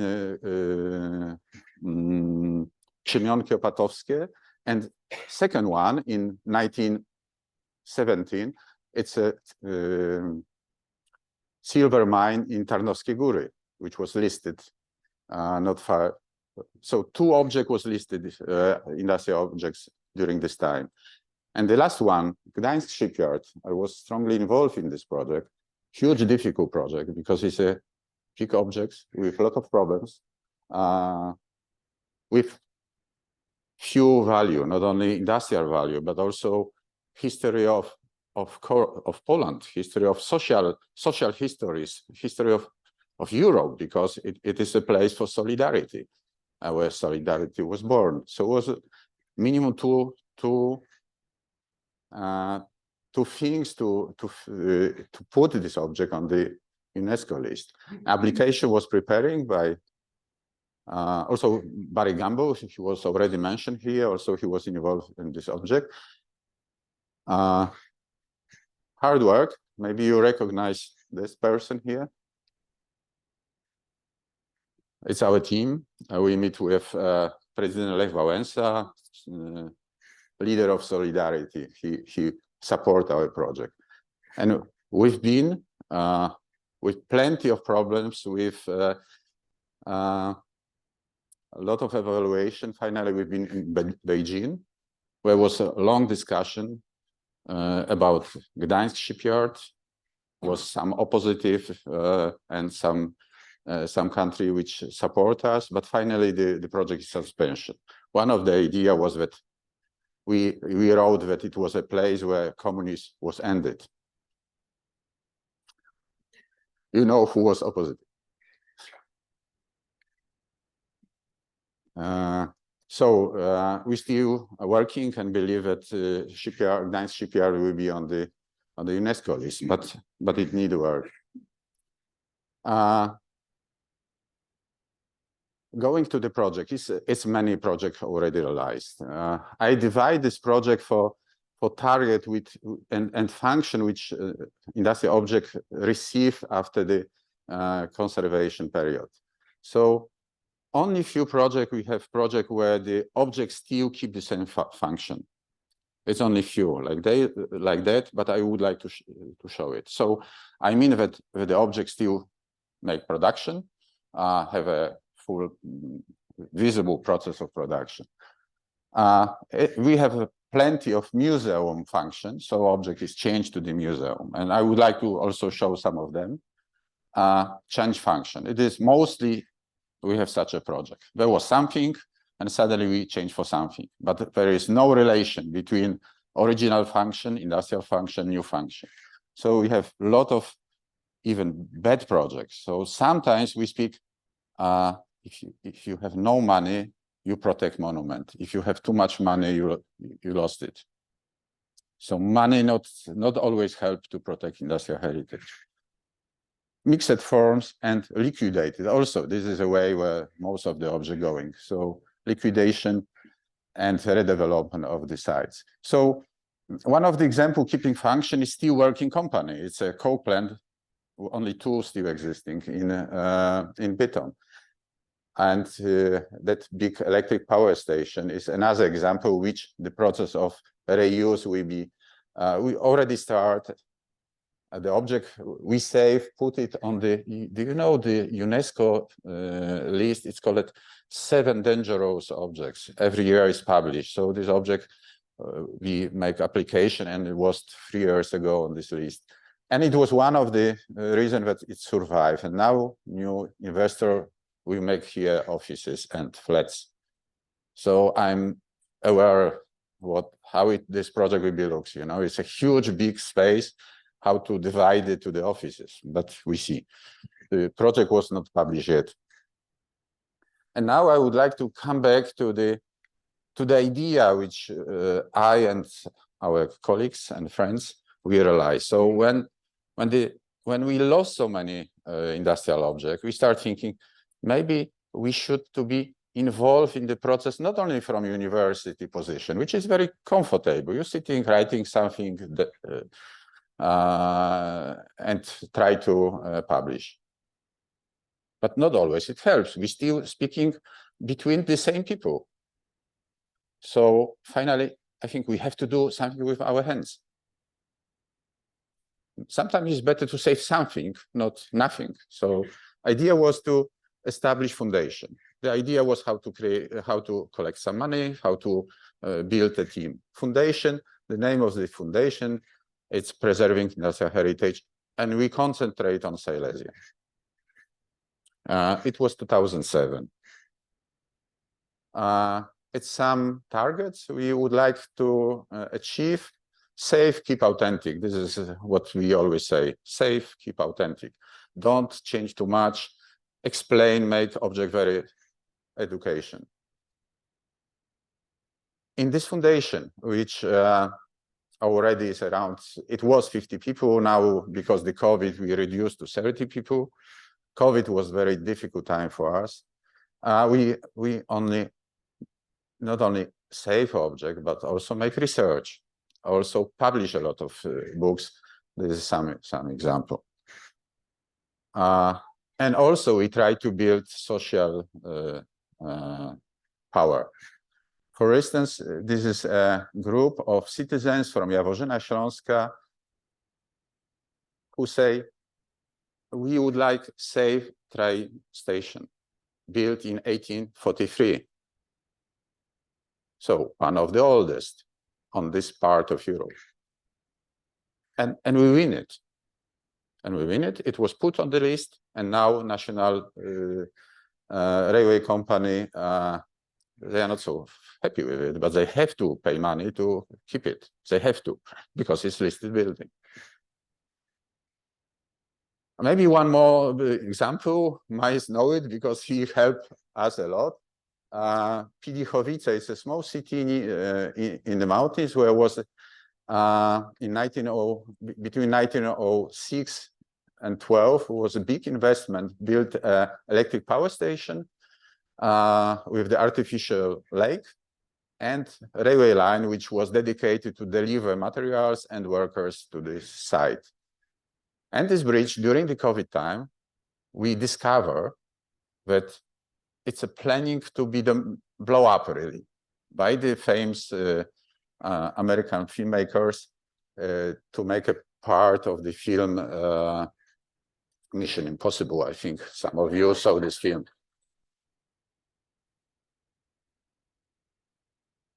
And maybe an object was not listed. It was COVID, so you know everybody closed in house, but we cannot. We have to traveling, check, write the letters. This is our train on the bridge 2016. This is 2019. And you see this additional construction here. It's a steel construction which was made by Polish army to give a person walking to put a dynamite under the bridge. So when we know and we receive this information that the bridge is in danger, that was almost ready to blow up. And COVID helped us because Tom Cruise and his team have some health problems. So the film was a bit postponed. And because of you, because we sent a lot of letters and built a coalition with citizens around. But it's, you see, it's forest around, so it was only a small group, but we received a lot of support.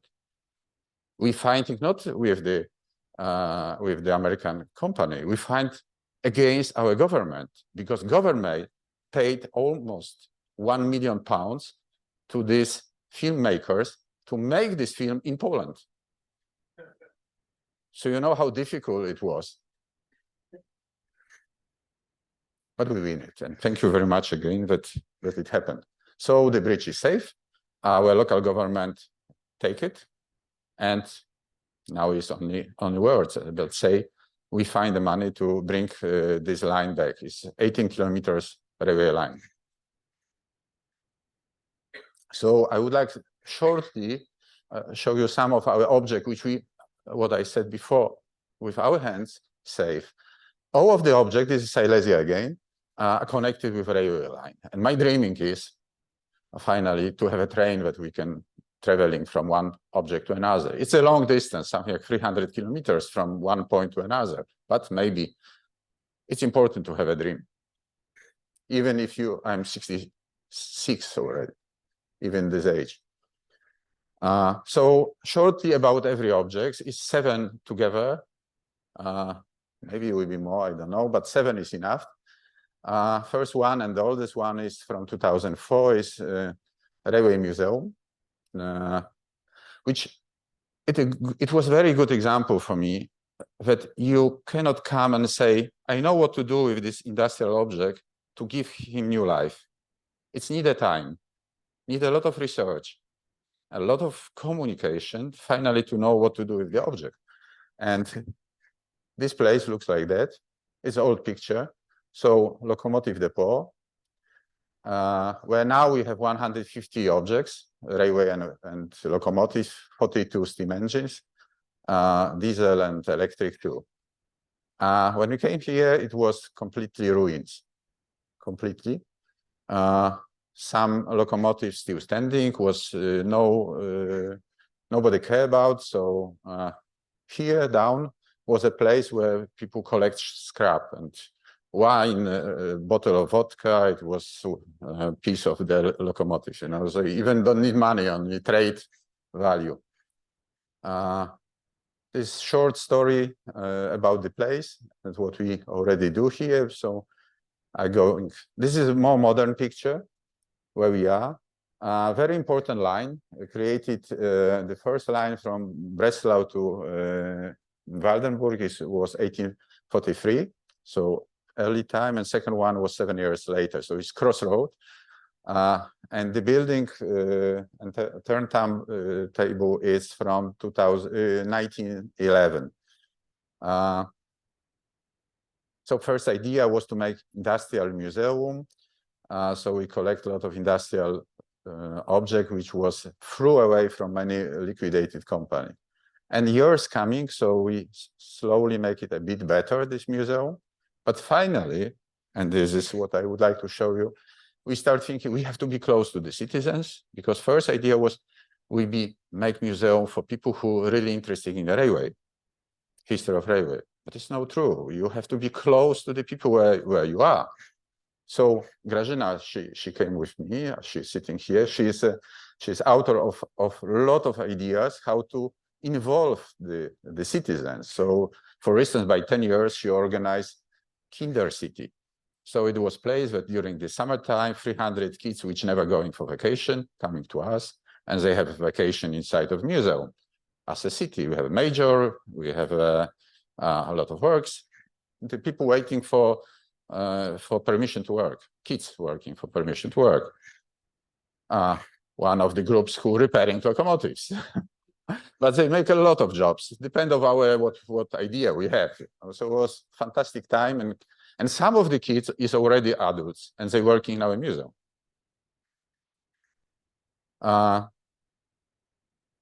By years, we have no money enough to steaming. It's too expensive repairing boiler, for instance, repairing locomotive. But finally, I said we have to, and we found the groups of the retired workers, and together we repairing first locomotive. You see, we're steaming, and people coming. Yeah, they need that something is going on in the museum. So now we are one of the biggest railway museum.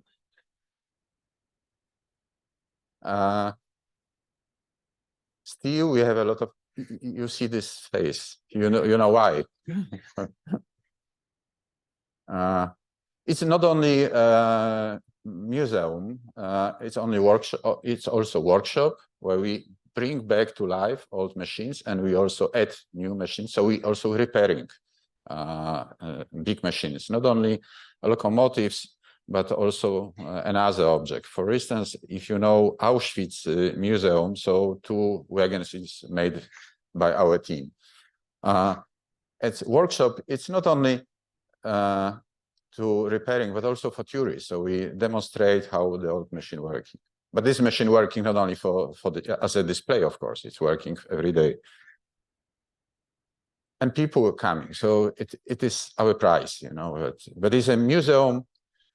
You have to go to this place. It's no tourist direction. You have to spend 1 hour traveling to come here because it's on the end of the world, I would like to say, but people are coming.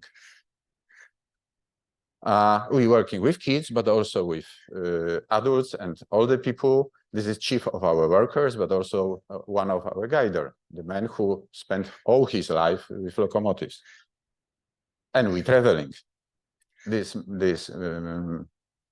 wagon from 1927, we renovated by hands of our workers, and we're traveling. We're traveling, not to traveling, but we're traveling to support industrial places. This is the main reason. Show people something interesting and save something. This trip was very dangerous because we traveling without permission on closing line, but the government would like demolish this viaduct. We say, okay, we put our locomotive, do what you want. We put a locomotive on this viaduct, and you can do what you want. And it's saved. I can't say that only we do it, but we've been very open. A lot of journalists coming. This information was spread everywhere. Of course, culture events.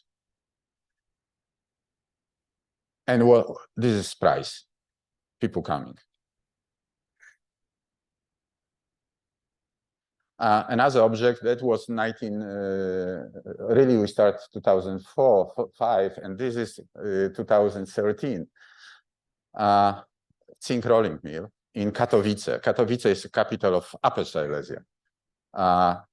It was a part of the huge, big industrial complex connected with zinc. Zinc, it was very important for Silesia because technology and zinc deposit created industry in Upper Silesia, and the coal mine developed. So now people a little bit forget about zinc history in Upper Silesia, but we decided we would like bring this history back.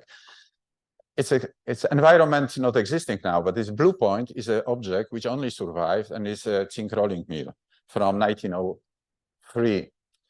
Short story.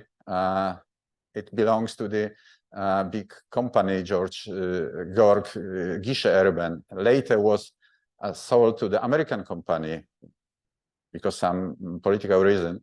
And finally, after 1945, it came to the Polish government. And steam engines, because I would like to show inside, was operated till 21st century. The object from 1927, this building survived, but there was a lot of building around, and steam engines.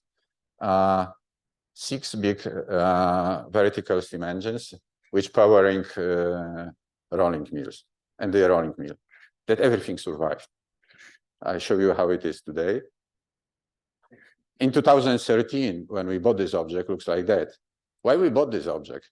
Because my secretary told me, Peter, you very often show us a picture with beautiful object in Upper Silesia. I found in news that it's for sale. I said, it's very good. Somebody would like to maybe invest, do something good. So, but when I come back, I think, but check who would like to buy. And she called, and there was only one offer, company who collect scrap.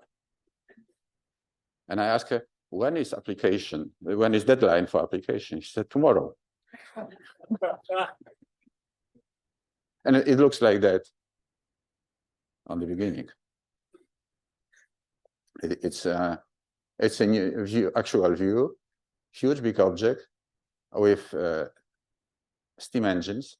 One of the rolling mill we put to power, but electric engine, not steam. The rest waiting.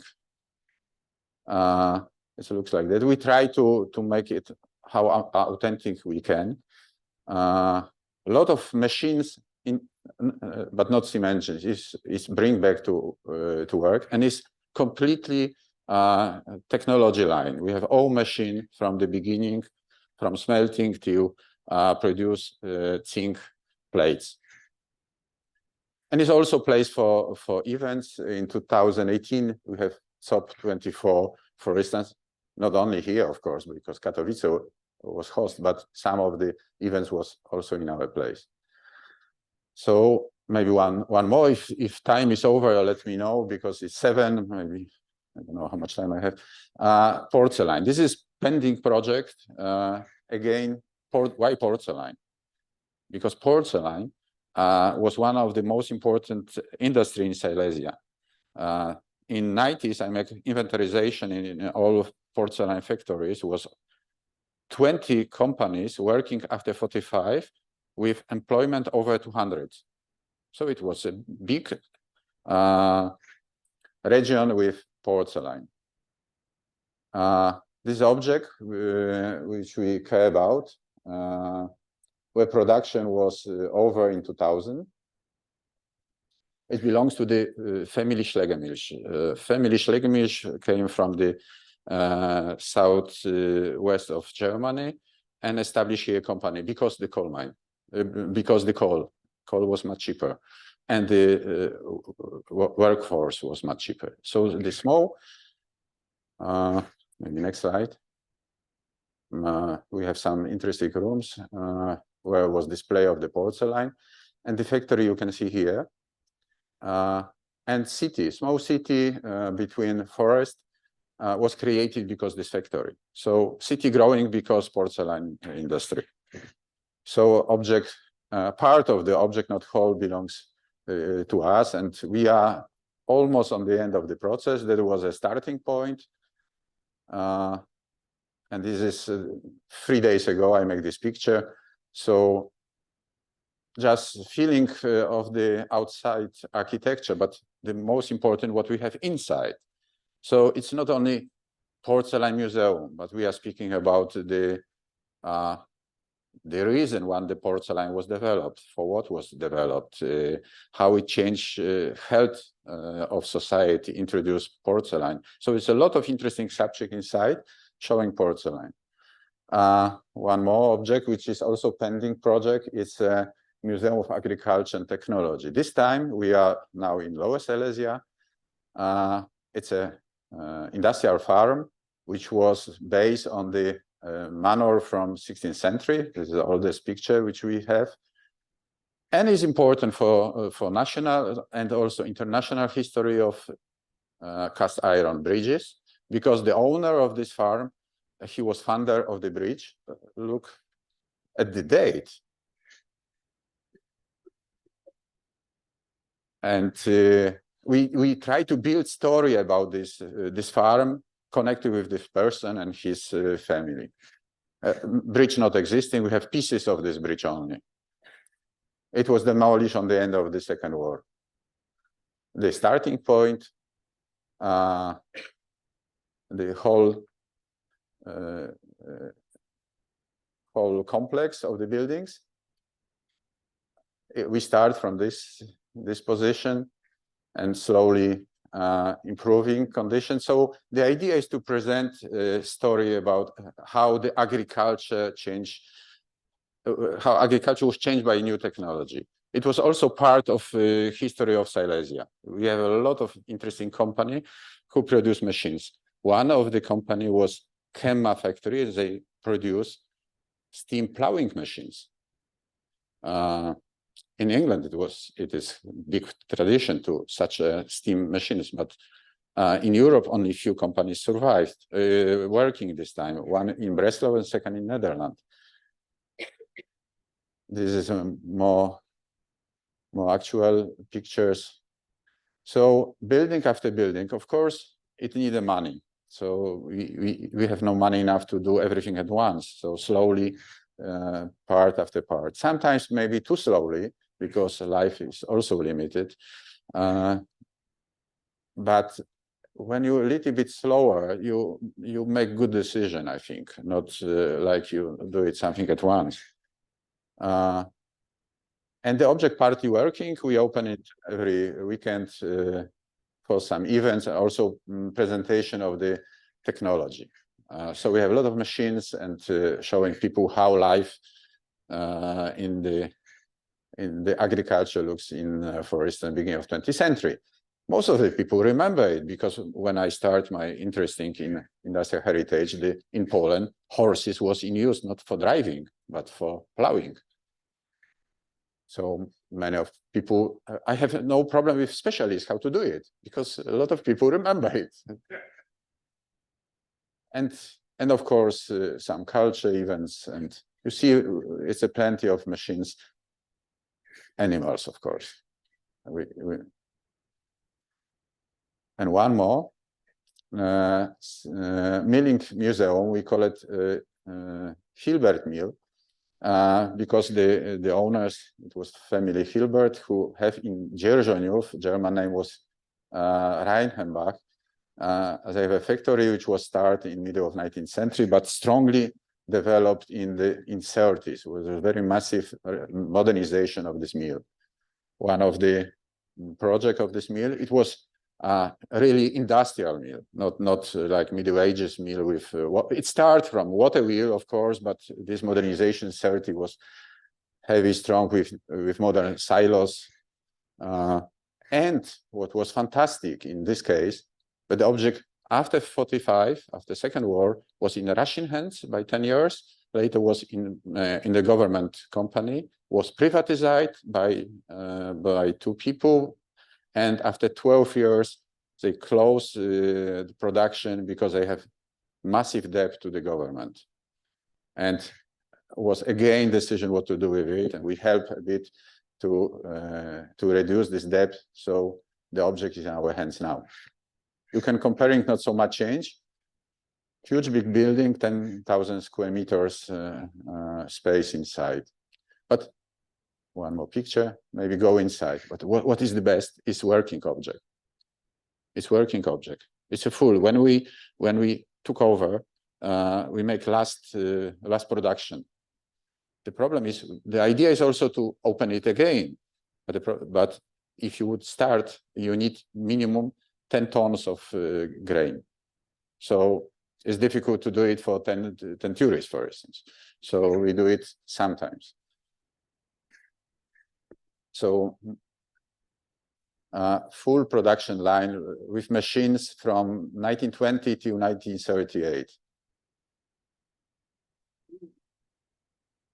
And I'm going slowly to the end. The last project, which is really project because the object in our hands is from 2022. It's again zinc rolling mill, which belongs to another important company in Silesia. And it was smelting and rolling. So on this picture, on the upper part is smelting part, on left lower is rolling mill. The oldest picture we have, so again, a huge big building, but this is much older than the previous one. That one was established in 1856. It was built of the building and fueling by steam engines and machines. The machines some of them was replaced, but the object survived very well. This is front elevation from 70s of this huge building. One more picture. An interior. And the company and the steam engine working to 2000. You see, everything was to 2000 because it was a moment that suddenly everything collapsed, you know. And this actual view of the objects. It was changing owners a few times. On the end, it belongs to the German company. They casting plumb inside and zinc, and they stop it. And they have a problem what to do with this object, and we almost get it for free. They said, take it, do something. So thanks for big German herds, where they have a chance to do something with it.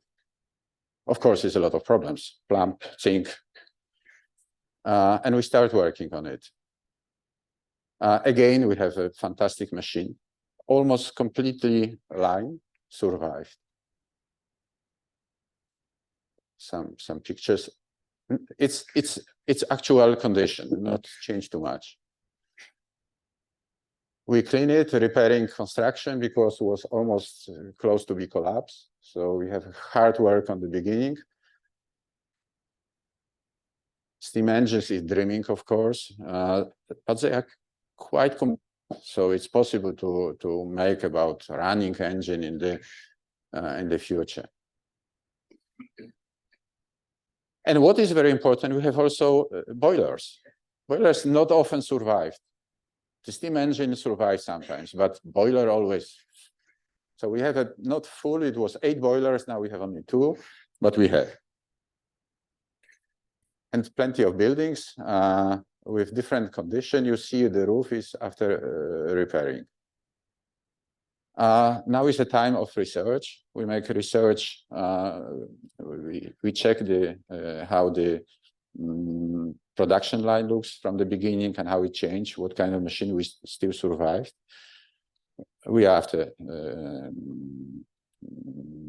inventarization of our object, and it's a time for delivering idea what to do with the object. We cannot repeat Zinc Museum again because we already have one. So we have to find another idea how to bring life to this object. But we're working, sometimes hard. This is cleaning process in this object. But we're going, and I would like on this slide finish my presentation and say, but dreaming is possible to realize. It's important not only speaking, but also do something. And if you want, you can do a lot. It's important to have friends, important to have people who support you. So thank you very much that I could share my experiences here. Thank you.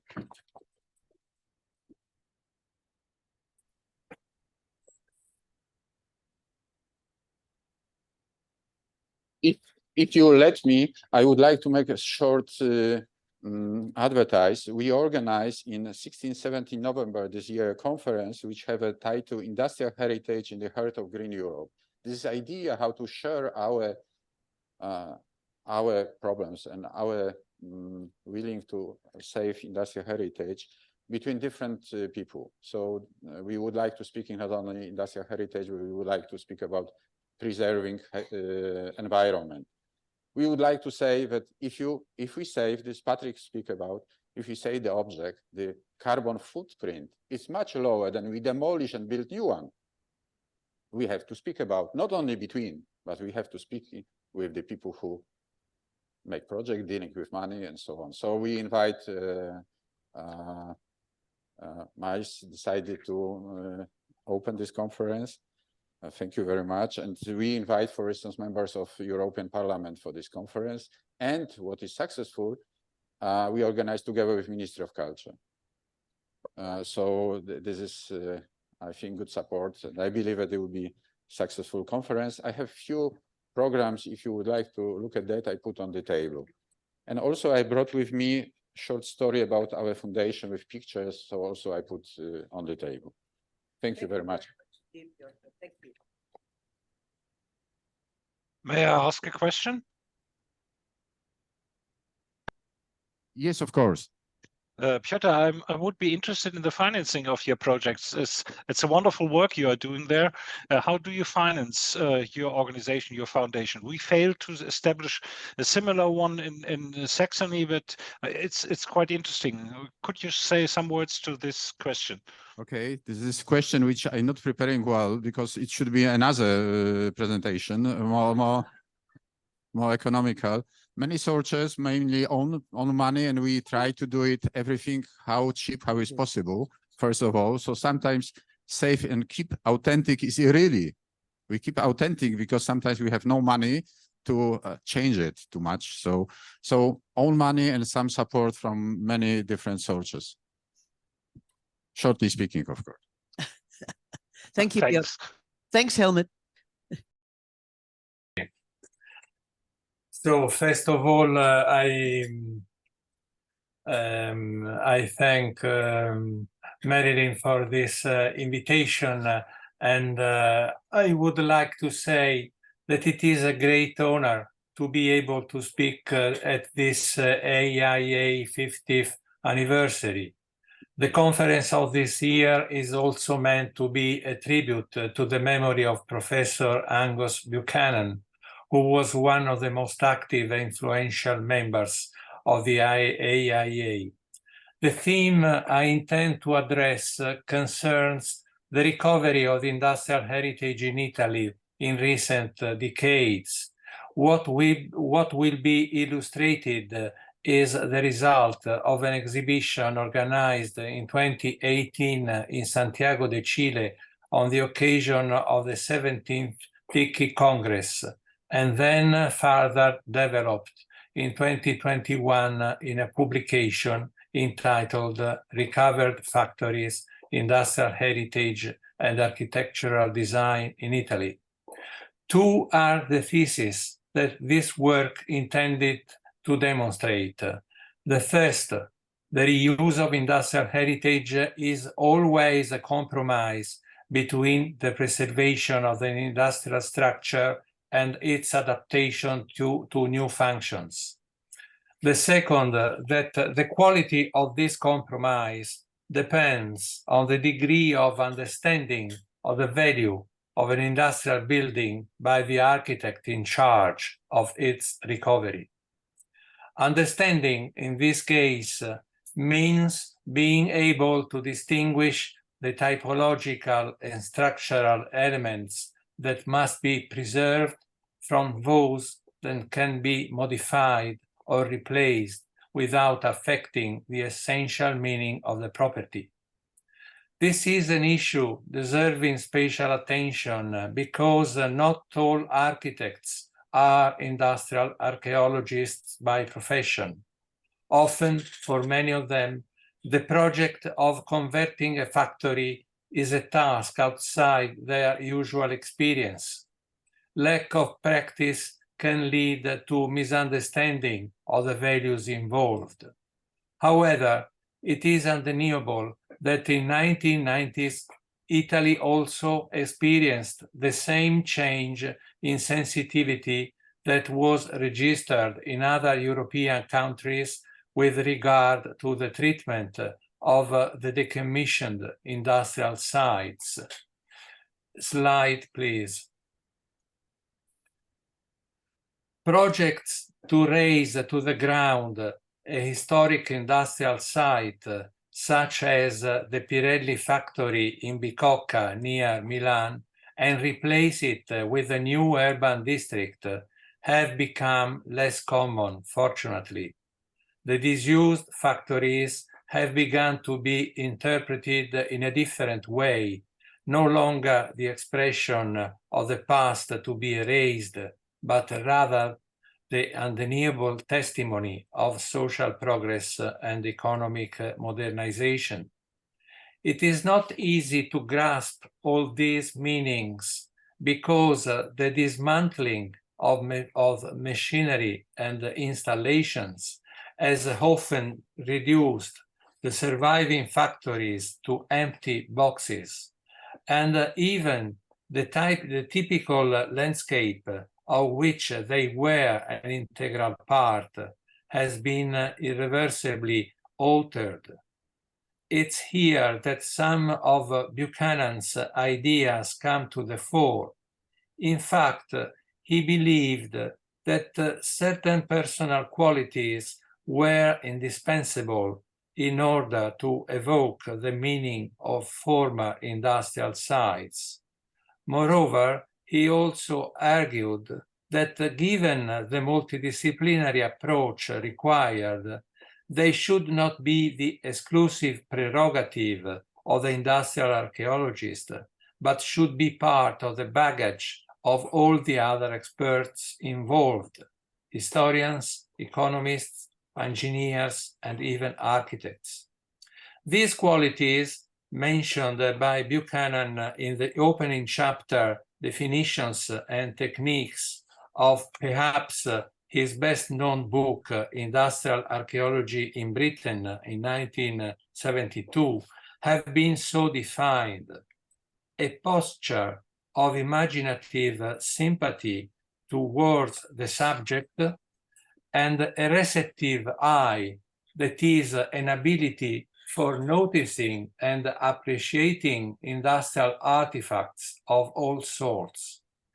10 years later, in 1982, another eminent scholar of industrial archaeology, Barry Trinder, recommended a similar quality, that of imagination, in order to recreate in the mind's eye those landscapes of the Industrial Revolution that are today no longer perceptible in their original morphology because they have changed beyond recall. That said, I must warn that in the brief selection of experiences that I intend to show you, the qualities recommended by Buchanan and Trinder are not often discernible.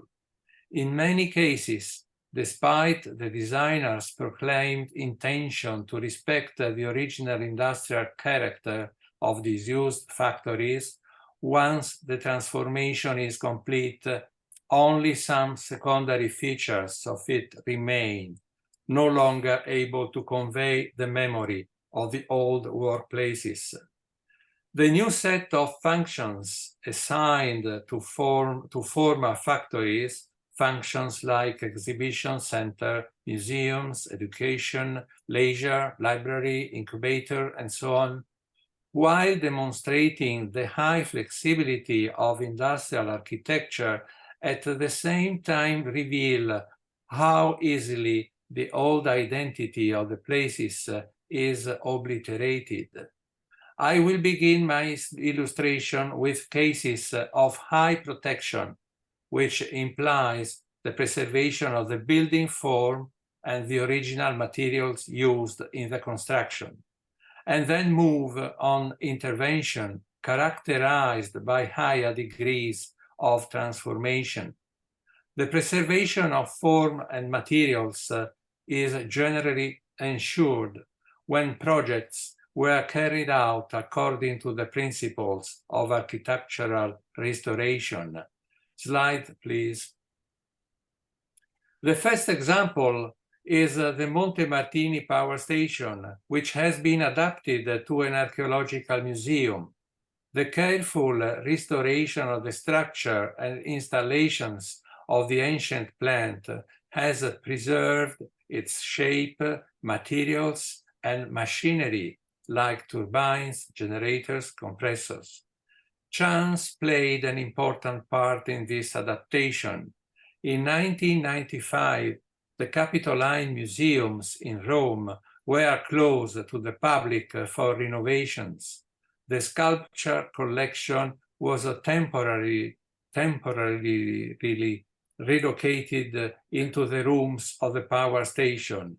The success of this clash between ancient and modern industrial archaeology was such that the museum arrangement was changed from temporary to permanent.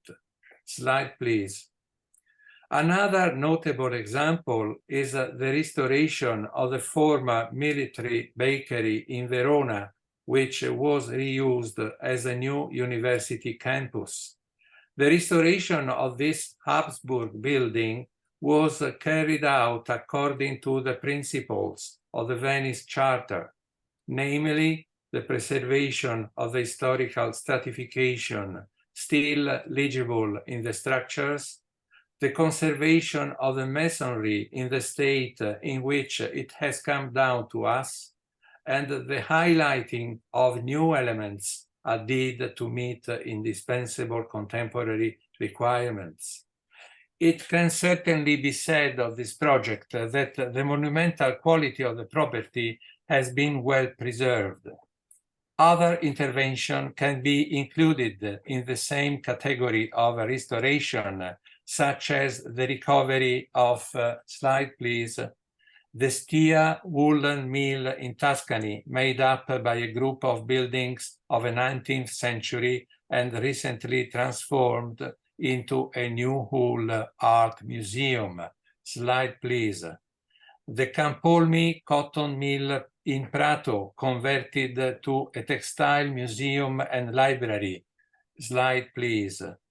And the Pietrarsa workshops near Naples, an architectural masterpiece of the Bourbon period, designed for the construction and maintenance of railway material and now become the National Railway Museum. In all three cases, a museum destination consistent with the original production activity has made it possible to effectively safeguard the architectural typology of the factories and assure the valuable transmission of the memory of the place.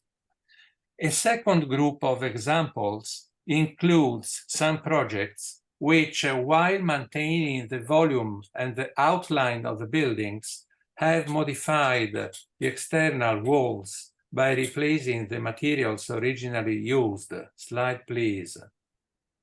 In this transformation of the former sugar factory into an auditorium, the front wall has been replaced by a large transparent glass wall, blurring the boundary between inside and outside. The effect is surprising for audiences attending musical events, as the absence of an opaque backdrop allows the view to take in the surrounding countryside. Slide, please. In another case of intervention on external surfaces, the sought effect was not transparency, but its opposite. In the Ansaldo metallurgical factory near Milan, converted into Hangar Bicocca, one of the most important exhibition centers for contemporary art in Europe, the interior was totally blacked out in order to better accommodate Anselm Kiefer's permanent installations, the 7 Heavenly Palaces, a remarkable example of site-specific art. Slide, please. Finally, in the transformation of the former cotton mill into the new Chamber of Commerce of Prato, the external facades were covered with a new skin, as if the building were wearing a suit of bronze anodized fabric. Prato, a world-renowned textile exporting center, has found in the exhibition of the new epidermis of its Chamber of Commerce the best representation of its centuries-old tradition in yarn manufacturing. A third group includes those interventions that, while leaving the external form of industrial building unchanged, have carried out a radical reorganization of the internal space through the insertion of new, smaller architectural structures.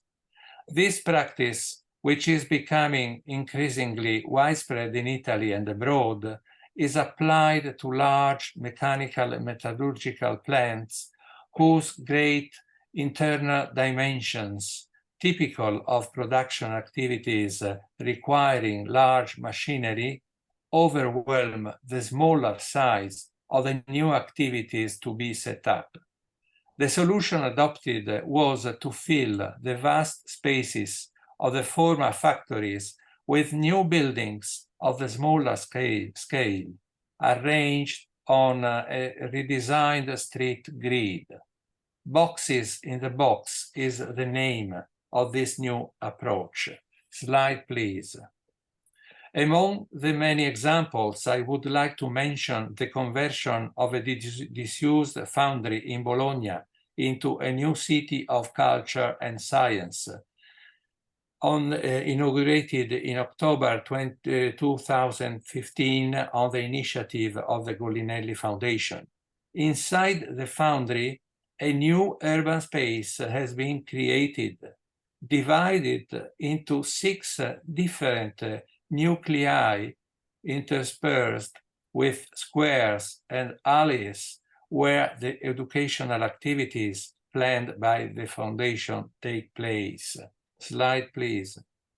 The second example is Hangar 19 of the mechanical workshops of Reggio Emilia, which has been transformed into a technopole where research laboratories, training activities, and technological innovation are concentrated at the service of local companies.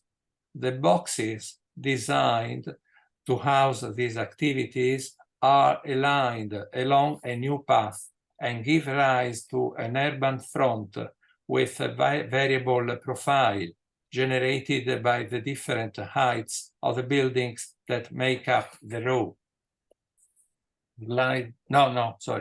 In the examples we have seen so far, the reuse projects have in common a respect for the volumetric contours of the industrial building.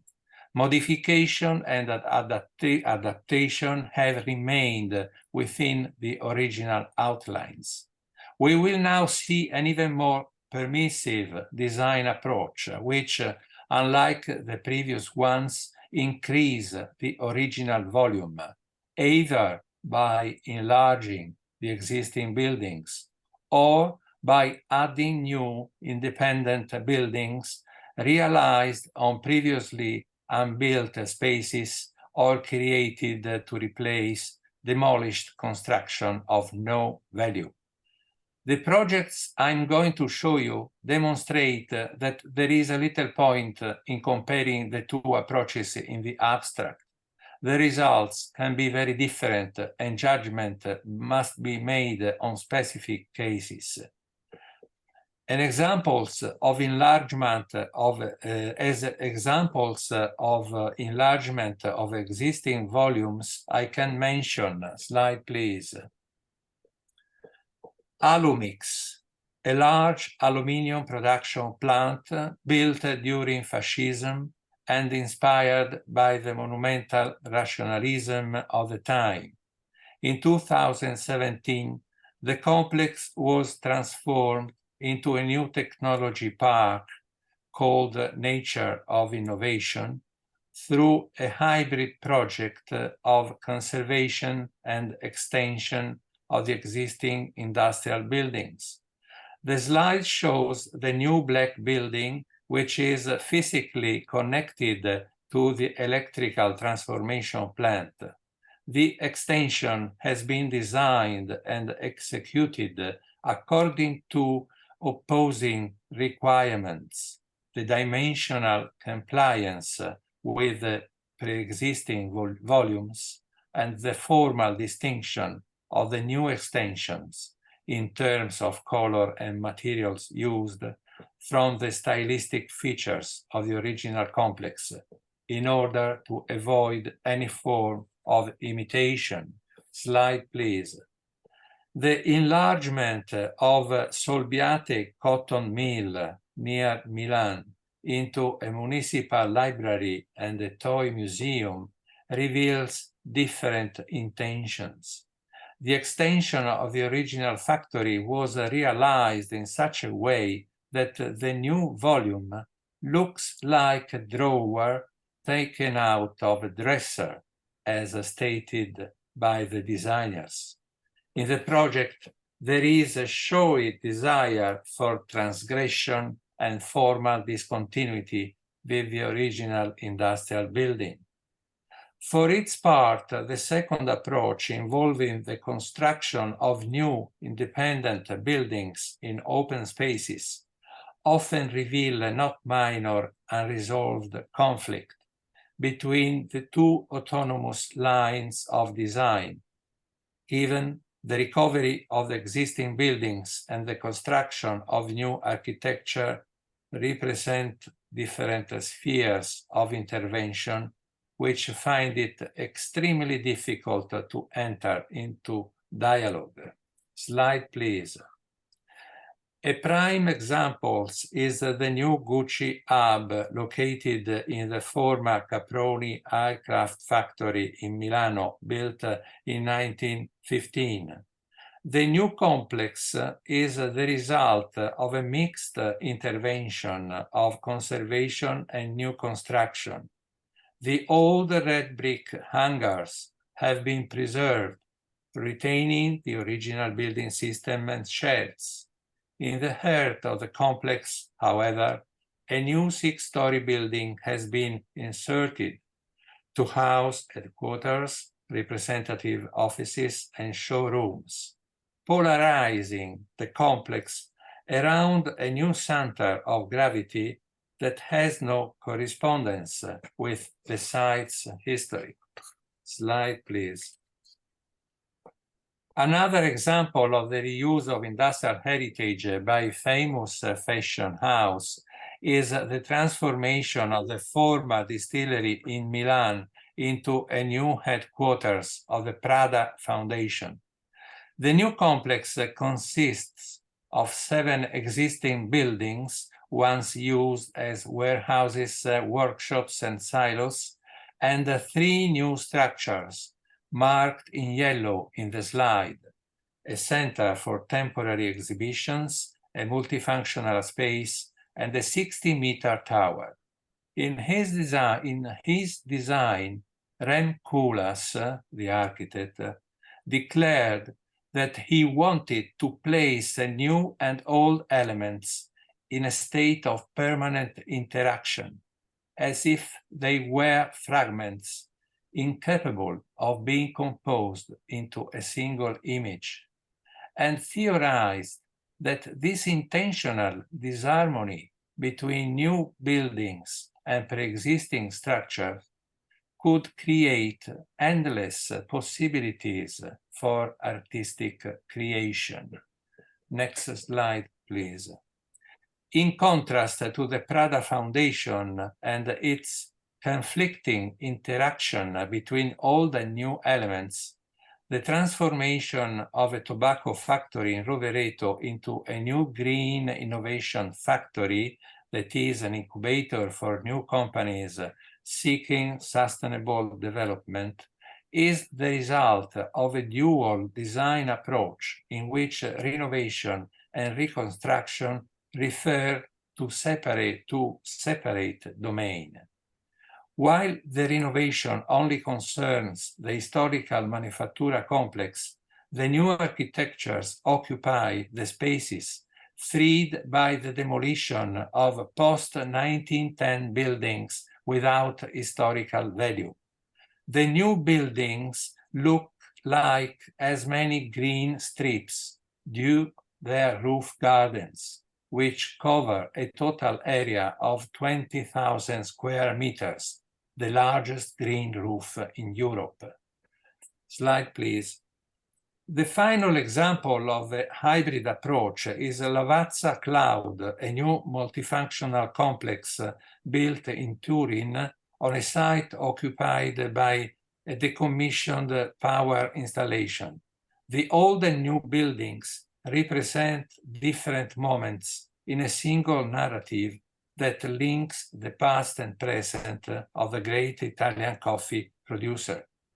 The former electrical transformers building has been transformed into the Lavazza Museum, celebrating the history of a successful company, while the new cloud-shaped building houses the headquarters of the Lavazza company today. With the examples shown so far, I have tried to list different levels of protection in descending order, from restoration, which preserve volume, structures, and materials, to interventions that have altered the wall perimeter, the internal arrangement, or the original typology through extensions to the existing structures and new constructions. I would like to conclude with the last series of examples in which what was respected in the previous cases, that is, the original consistencies of the factories, has been modified. The new cases that we are going to see are examples of physical deconstruction or amputation, carried out by subtracting and eliminating some components of the primary structure. This was not done on a whim, but because of the new challenge that the green transition poses to future programs for the building reuse. Reducing carbon monoxide emissions is a commitment that also affects the regeneration of industrial heritage. I personally believe that this goal is worth to be pursued, but I also think that we shouldn't hide the enormous difficulties we are going to face. The question is, what contribution can we realistically expect from industrial heritage regeneration policies? From a theoretical point of view, this contribution is usually justified on the basis of two considerations. First, the extension of the life cycle of disused industrial buildings favors the reduction of emissions. This is a typical example of the circular economy, where the lengthening of the life of properties through their reuse allows to avoid the much greater emissions that would be generated by demolishing the decommissioned structures and building new ones to replace them. Second, the reduction of emissions is mainly linked to the possibility of reducing as much as possible the energy consumption for heating, air conditioning, and other technical equipment. To this end, not only renewable energies, solar, photovoltaic, geothermal, are recommended, but also the adoption of a number of passive measures to improve the energy efficiency of the recovered buildings. Few examples are sufficient to show the application of bioclimatic design strategies aimed at controlling the indoor microclimate, minimizing energy consumption, and maximizing the efficiency of thermal exchange between the building and the environment. Slide, please. In the reuse of the former McFond manufacturing shed in Naples to house offices and startups, the architects wanted to make the building permeable to capture natural air, light, and rainwater directly. A courtyard was opened into the building, and a new garden with tall trees was created on the first floor. The species planted allow the absorption of carbon monoxide and combat particulate matter. The offices on the upper floors, overlooking the internal open-air courtyard, can benefit from natural lighting and ventilation and save energy. Slide, please. A closer integration of interior and exterior can also be seen in the conversion of Hangar 18 of the mechanical workshops in Reggio Emilia into a new technology park. The outer shell was opened up by removing large sections of the external walls and roofing. An innovative urban sequence of solids and voids has been created inside the hangar. The solids are the new timber and polycarbonate boxes to house offices and laboratories. The voids are the new courtyards that benefit from the light and natural ventilation captured through the large openings in the roof slopes. The mentioned examples, inspired by the best intentions of bioclimatic culture, constitute not minor tampering with the physical integrity of the converted buildings. So it is legitimate to wonder whether the emergence of this conflict between greater energy efficiency and the patrimonial value of the industrial property to be recovered is not an updated re-edition of an old and well-known quarrel that between the hygienist science and the historicist culture that has deeply marked theories and experiences of heritage recovery over the last 200 years. There is no shortage of reasons to be on your guard given the nonchalance with which parts of the industrial building are removed to bring air and light directly into the structure. Slide, please. In the Morandi kiln in Padua, the central part of the plant was emptied. Only the chimney and some vertical support structures were spared. In this way, a new internal garden was created, allowing better ventilation and lighting for the offices overlooking on it. Slide, please. In another case, a former metallurgical plant in Milano, new open spaces and pathways were obtained by removing large sections of the Meccanica and Tempera buildings. In the slide, the parts that have been removed are colored in yellow. Slide, please. In the construction of Dora Park, designed by Peter Latz, the deconstruction of former Fiat metallurgical plants is functional to the ecological regeneration of one of the largest brownfields in Turin, with a surface of nearly 90,000 square meters. Parco Dora covers 5 lots occupied by 3 Fiat steelworks, a scrap yard, and a Michelin factory. In all of them, the main goal was the adaptation of industrial remains to a strategy of natural regeneration of all the site. It's a highly complex project of which I can mention only some elements. Slide, please. Vitali lot is dominated by the imposing presence of the former pickling shed, of which only the roof remains, protecting a meeting space frequented by a large youth population.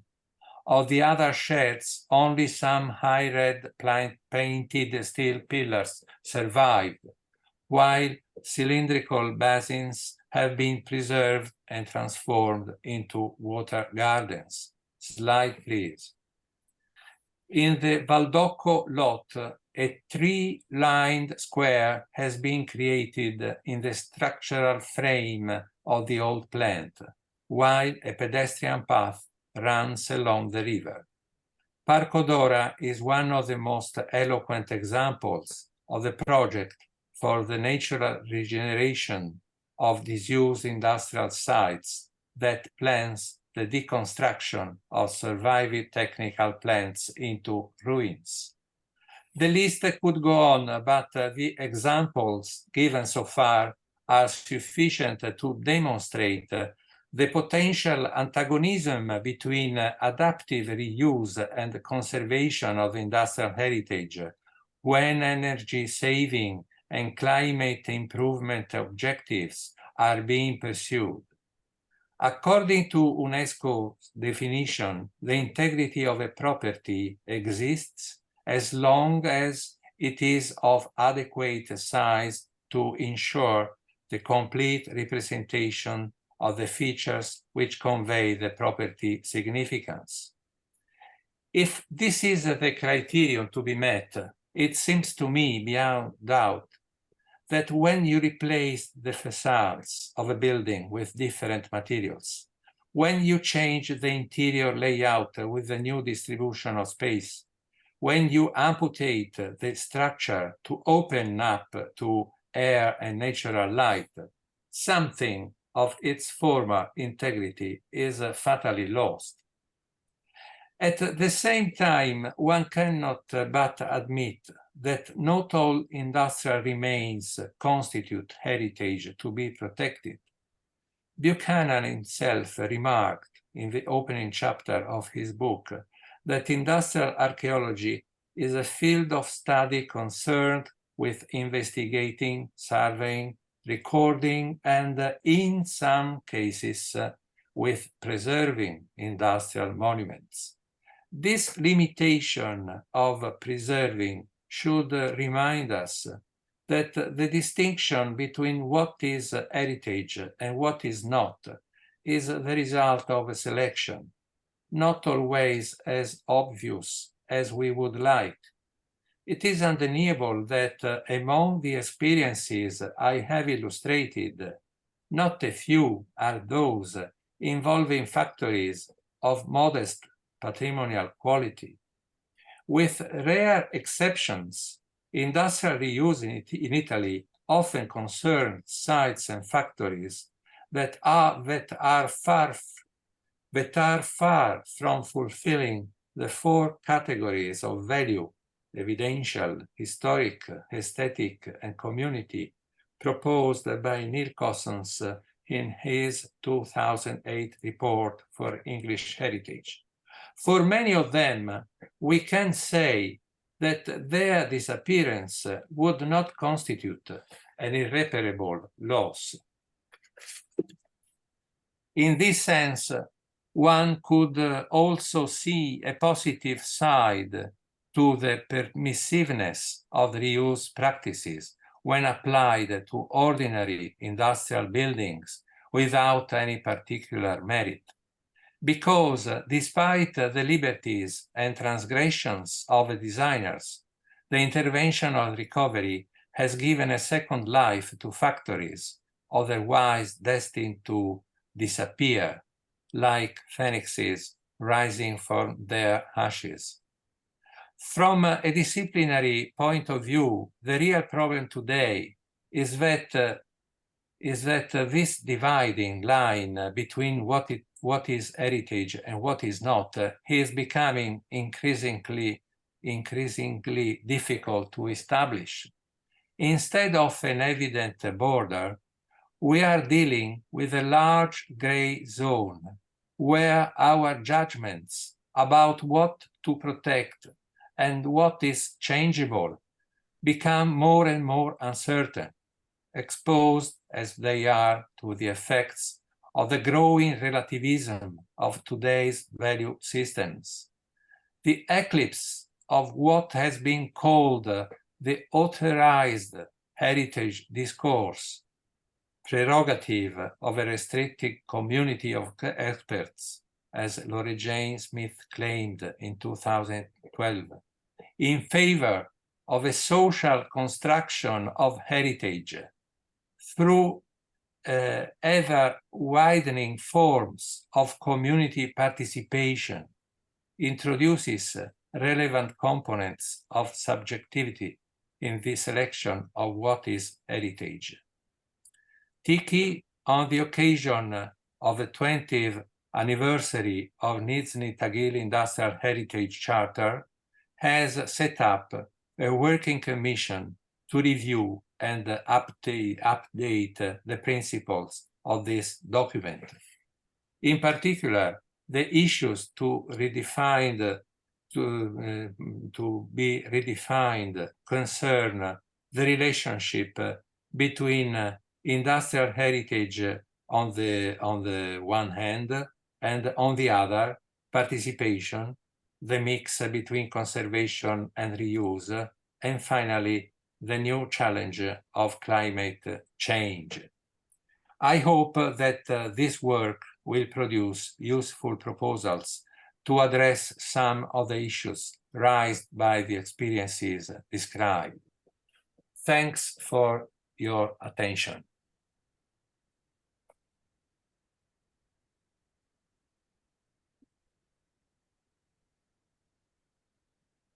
Thank you very much, Massimo, for that very thoughtful paper. And it's wonderful to see the sites that are being developed in Italy, many of which we have not seen. It would be great to have a long discussion about this, but regrettably, sadly, we don't have time. We have to go and eat. And this afternoon, welcome our award winners who are going to be presented. But may I thank all our speakers for this morning. It's been wonderful hearing the European perspective on all this, which is something that many of us, Miles accepted, are not quite so familiar with. So many thanks to all of you for the amount of work you've put in to bring this to us. Thank you very much indeed.